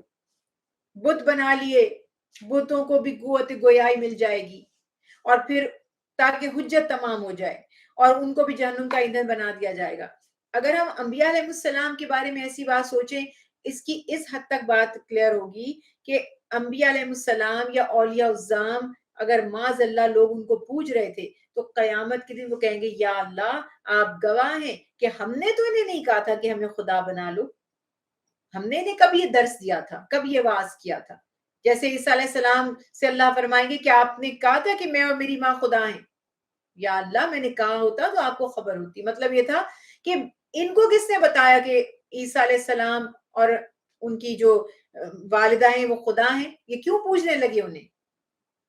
تو جنرل بات یہاں پر پھر یہی ہے کہ اللہ کے سوا کسی کی عبادت نہیں کی جا سکتی.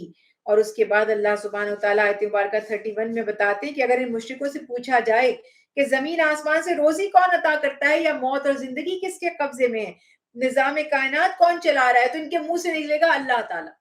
یہ کبھی دعویٰ نہیں کریں گے کہ ان کا کوئی بت ہے. فرمایا پھر کہاں بہکے جا رہے ہو، کیوں بھٹکتے ہو، کیوں راستہ چھوڑ کر اللہ کے سوا اوروں کو شریک بنا لیتے ہو. پھر یہ بھی بتایا کہ پہلی بار اسی نے پیدا کیا تھا. اگر تمہیں دوبارہ پیدا ہونے پر تعجب ہے تو پہلی بار کی پیدائش پر تعجب کیوں نہیں کرتے. جو پہلے پیدا کر سکتا ہے وہ دوبارہ بھی بنائے گا. تو تم حق کو چھوڑ کر اپنے گمراہ خیالات کی پیروی کیوں کرتے ہو.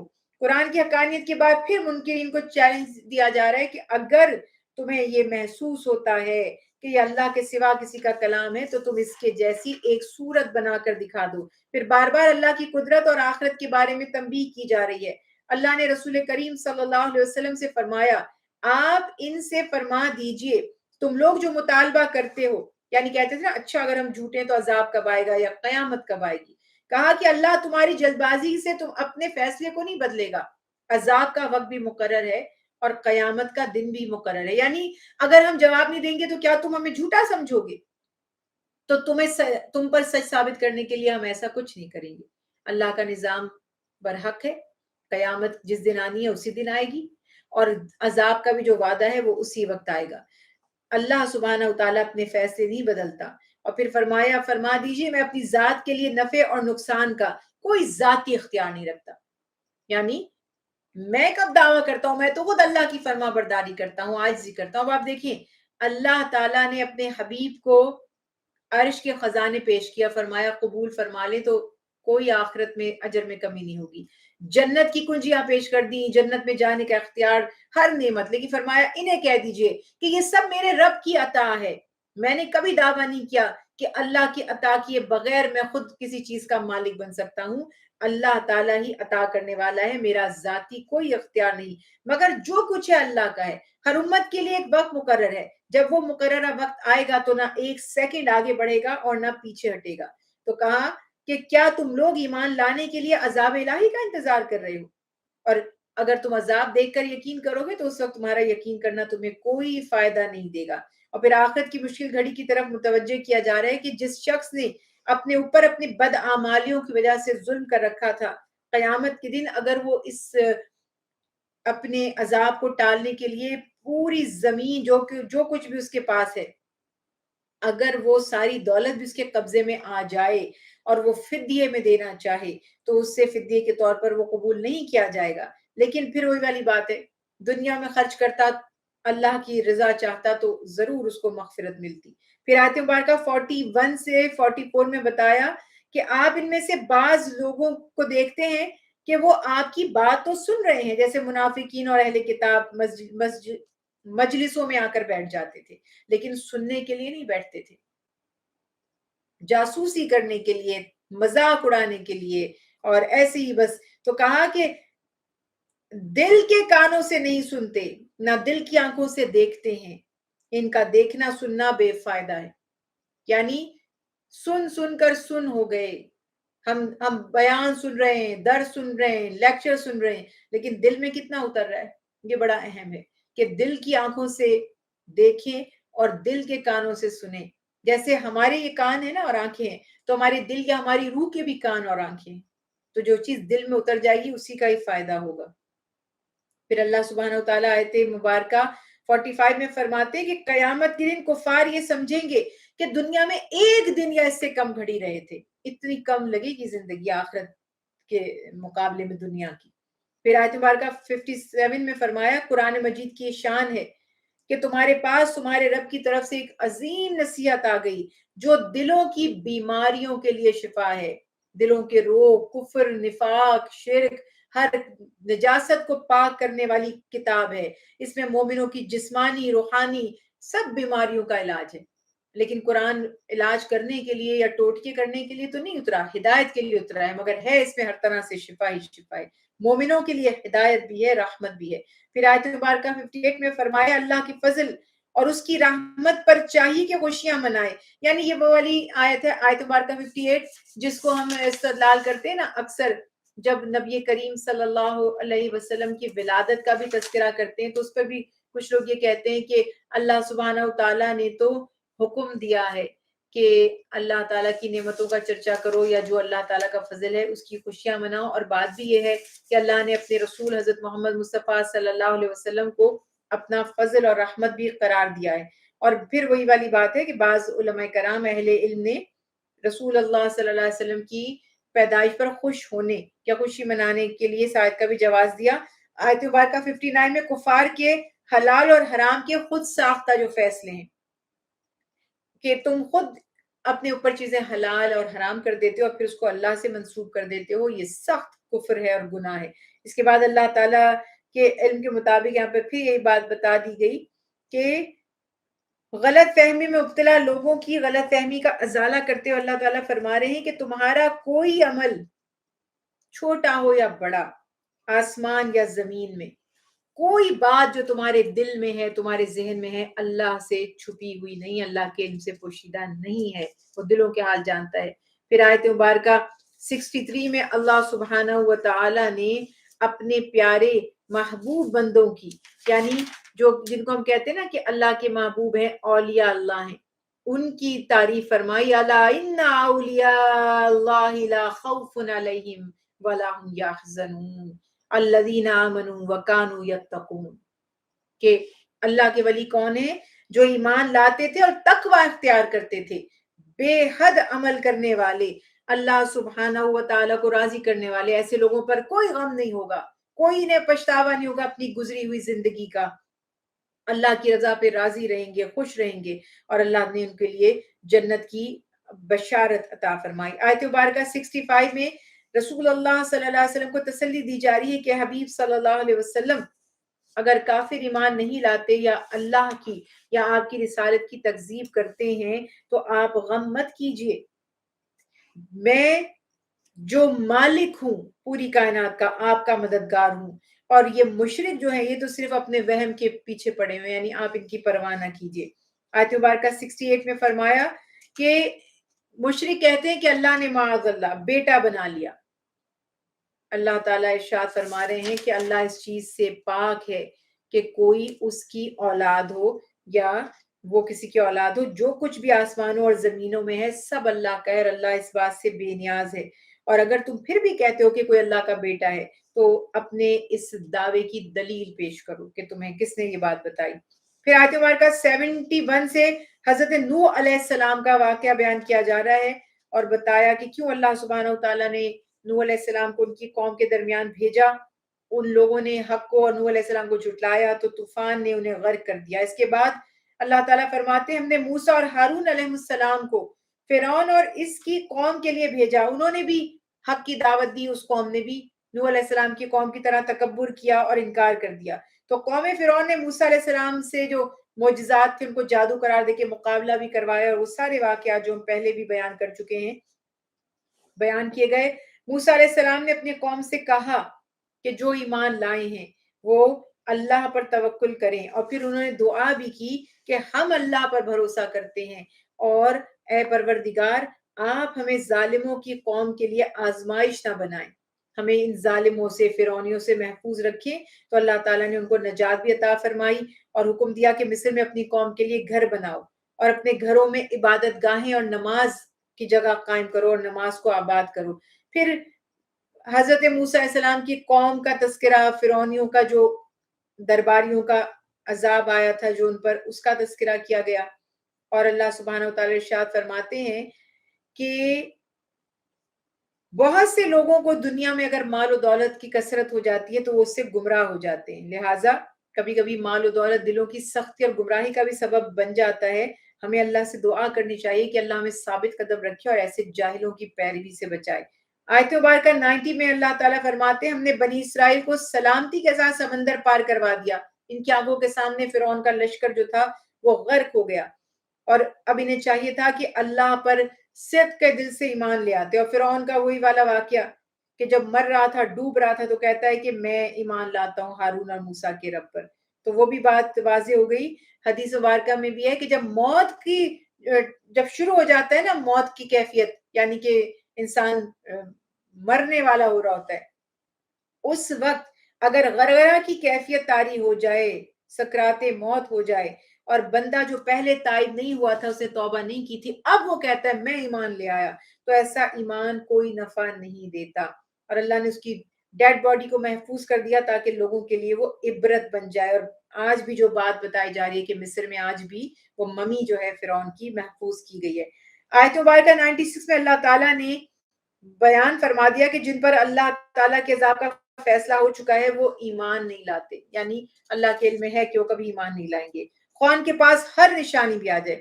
پھر سورہ یونس کی آخری آیات میں بیان ہوا کہ سرکش قوموں میں سے صرف اور صرف یعنی ایکسیپشنل حضرت یونس علیہ السلام کی قوم ہے، باقی سب قوموں سے جب انبیاء روٹ کر چلے جاتے تھے تو اس قوم پر عذاب آ جاتا تھا، اور یہ واحد قوم تھی کہ جیسے ہی یونس علیہ السلام ان سے جدا ہوئے اور انہوں نے دیکھا کہ اب یونس علیہ السلام ناراض ہو کر چلے گئے تو سمجھ گئے کہ اب ہم پر عذاب آئے گا، सब मैदान में मर्द औरत निकल गए, खूब तौबा की तो अल्लाह सुब्हानहू व तआला ने इनकी तौबा कबूल फरमा ली और अजाब इन पर से उस वक्त के लिए टाल दिया गया।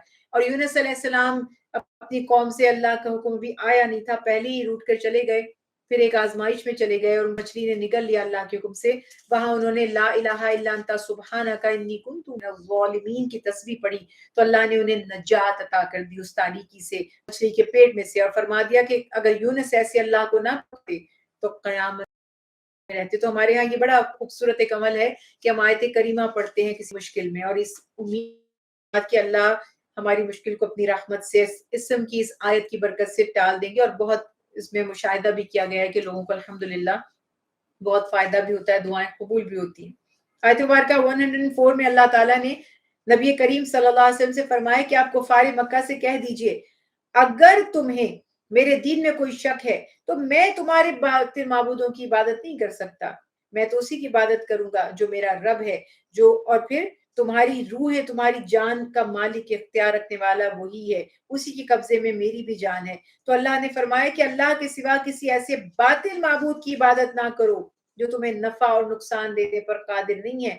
बिल फर्ज अगर तुमने ऐसा किया तो जालिमों से हो जाओ। यानी अहले ईमान को मोहम्मद मुस्तफा सल्लल्लाहु अलैहि वसल्लम के तवस्सुल से कहा जा रहा है और काफिरों को जवाब दिया जा रहा है कि तुम्हारी दावत को मुसलमान नहीं कभी भी कबूल करेंगे। वो एक अल्लाह वाहदहू ला शरीक की इबादत करेंगे, उसके साथ कभी जिसको शरीक नहीं ठहराएंगे। आयत मुबारका 107 में फरमाया, हर चीज अल्लाह की कुदरत और इख्तियार में है। अगर वो किसी को तकलीफ, ये आयत याद रखिएगा, एक मुसलमान का अकीदा, हम कहते हैं इसने मुझ पे ये कर दिया, उसकी नजर लग गई, फलां हो गया, ढमका हो गया, और इसी गम में हम भूले चले जा रहे होते हैं।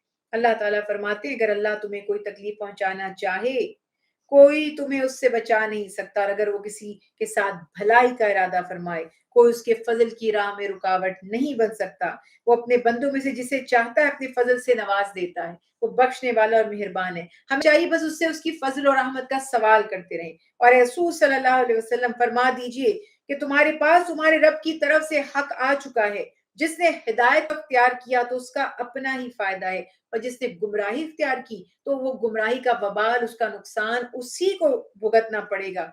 और फरमाया मैं तुम पर जबर करने वाला नहीं हूँ। आखिरी आयत में रसूलुल्लाह सल्लल्लाहु अलैहि वसल्लम के को हुक्म दिया आप वही की इत्तबा करते रहिए, और कुफार और मुनाफिकीन अगर ईजा पहुंचाते हैं इस पर सब्र कीजिए। अल्लाह सुब्हानहू व तआला की ताईद, उसकी नुसरत, उसकी रहमत हमेशा अल्लाह के बीब के साथ है। फिर सूरह हूद है, बिस्मिल्लाहिर्रहमानिर्रहीम।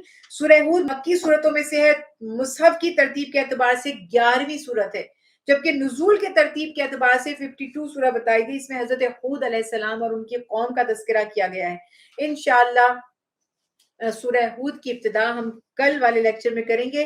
पहली आयत सूरह हूद की जो यहाँ पर बयान की गई, उसमें कुरान की सच्चाई का जो है वो तज़किरा किया गया, हक्कानियत की दलील दी गई, और अल्लाह सुब्हानहू व तआला ने वाज़ेह फरमा दिया कि ये अल्लाह ताला का कलाम है, उसकी रहमत है, यानी कि अजमत है कुरान पाक। ये वो किताब है जिसकी आयतें मुहक्किम हैं, वाज़ेह हैं, अहकामात हैं। ये दाना और खबीर हस्ती की तरफ से उतारी गई किताब है। अल्लाह के सिवा किसी की इबादत ना करो, बेशक मैं तुमको उसकी तरफ से खबरदार करने और खुशखबरी सुनाने आया हूँ। तुम सब अपने रब से इस्तगफार करो, बख्शिश चाहते रहो, और क्योंकि तुम सबको उसी की बारगाह में लौट कर आना है तो अपने रब की तरफ रुजू करो। और फिर ये बता दिया गया यहाँ पर अल्लाह सुब्हानहू व तआला की तरफ से कि वो एक मुद्दत तक तुम्हें बरतने के लिए अता करेंगे, यानी कि तुम दुनिया का नफा उठाओगे, फायदे उठाओगे, और फिर जो इसका ज्यादा मुस्तहिक होता चला जाएगा उसको और ज्यादा अता करेंगे। और फिर बताया कि मैं तुम्हें बड़े दिन के अजाब की खबर भी देने वाला हूँ। यानी रसूल अल्लाह सल्लल्लाहु अलैहि वसल्लम बशीर और नजीर बनाकर भेजे गए, और अल्लाह ताला की रहमत से अमल करने वालों को बशारतें दी, और बता दिया कि जो नाफरमान है उनका अंजाम क्या होगा। इंशाअल्लाह कल सूरह हूद के 12वें सिपारे में जो मज़ामीन हैं उनको पढ़ेंगे। वमा अलैना इल्लल बलागुल मुबीन। अल्लाह सुब्हानहू व तआला जो कुछ हमने पढ़ा, जो बयान किया, उससे सीखने, समझने, उस पर अमल करने की हम सबको तौफीक फरमाए। अस्सलामु अलैकुम व रहमतुल्लाहि व बरकातुहू।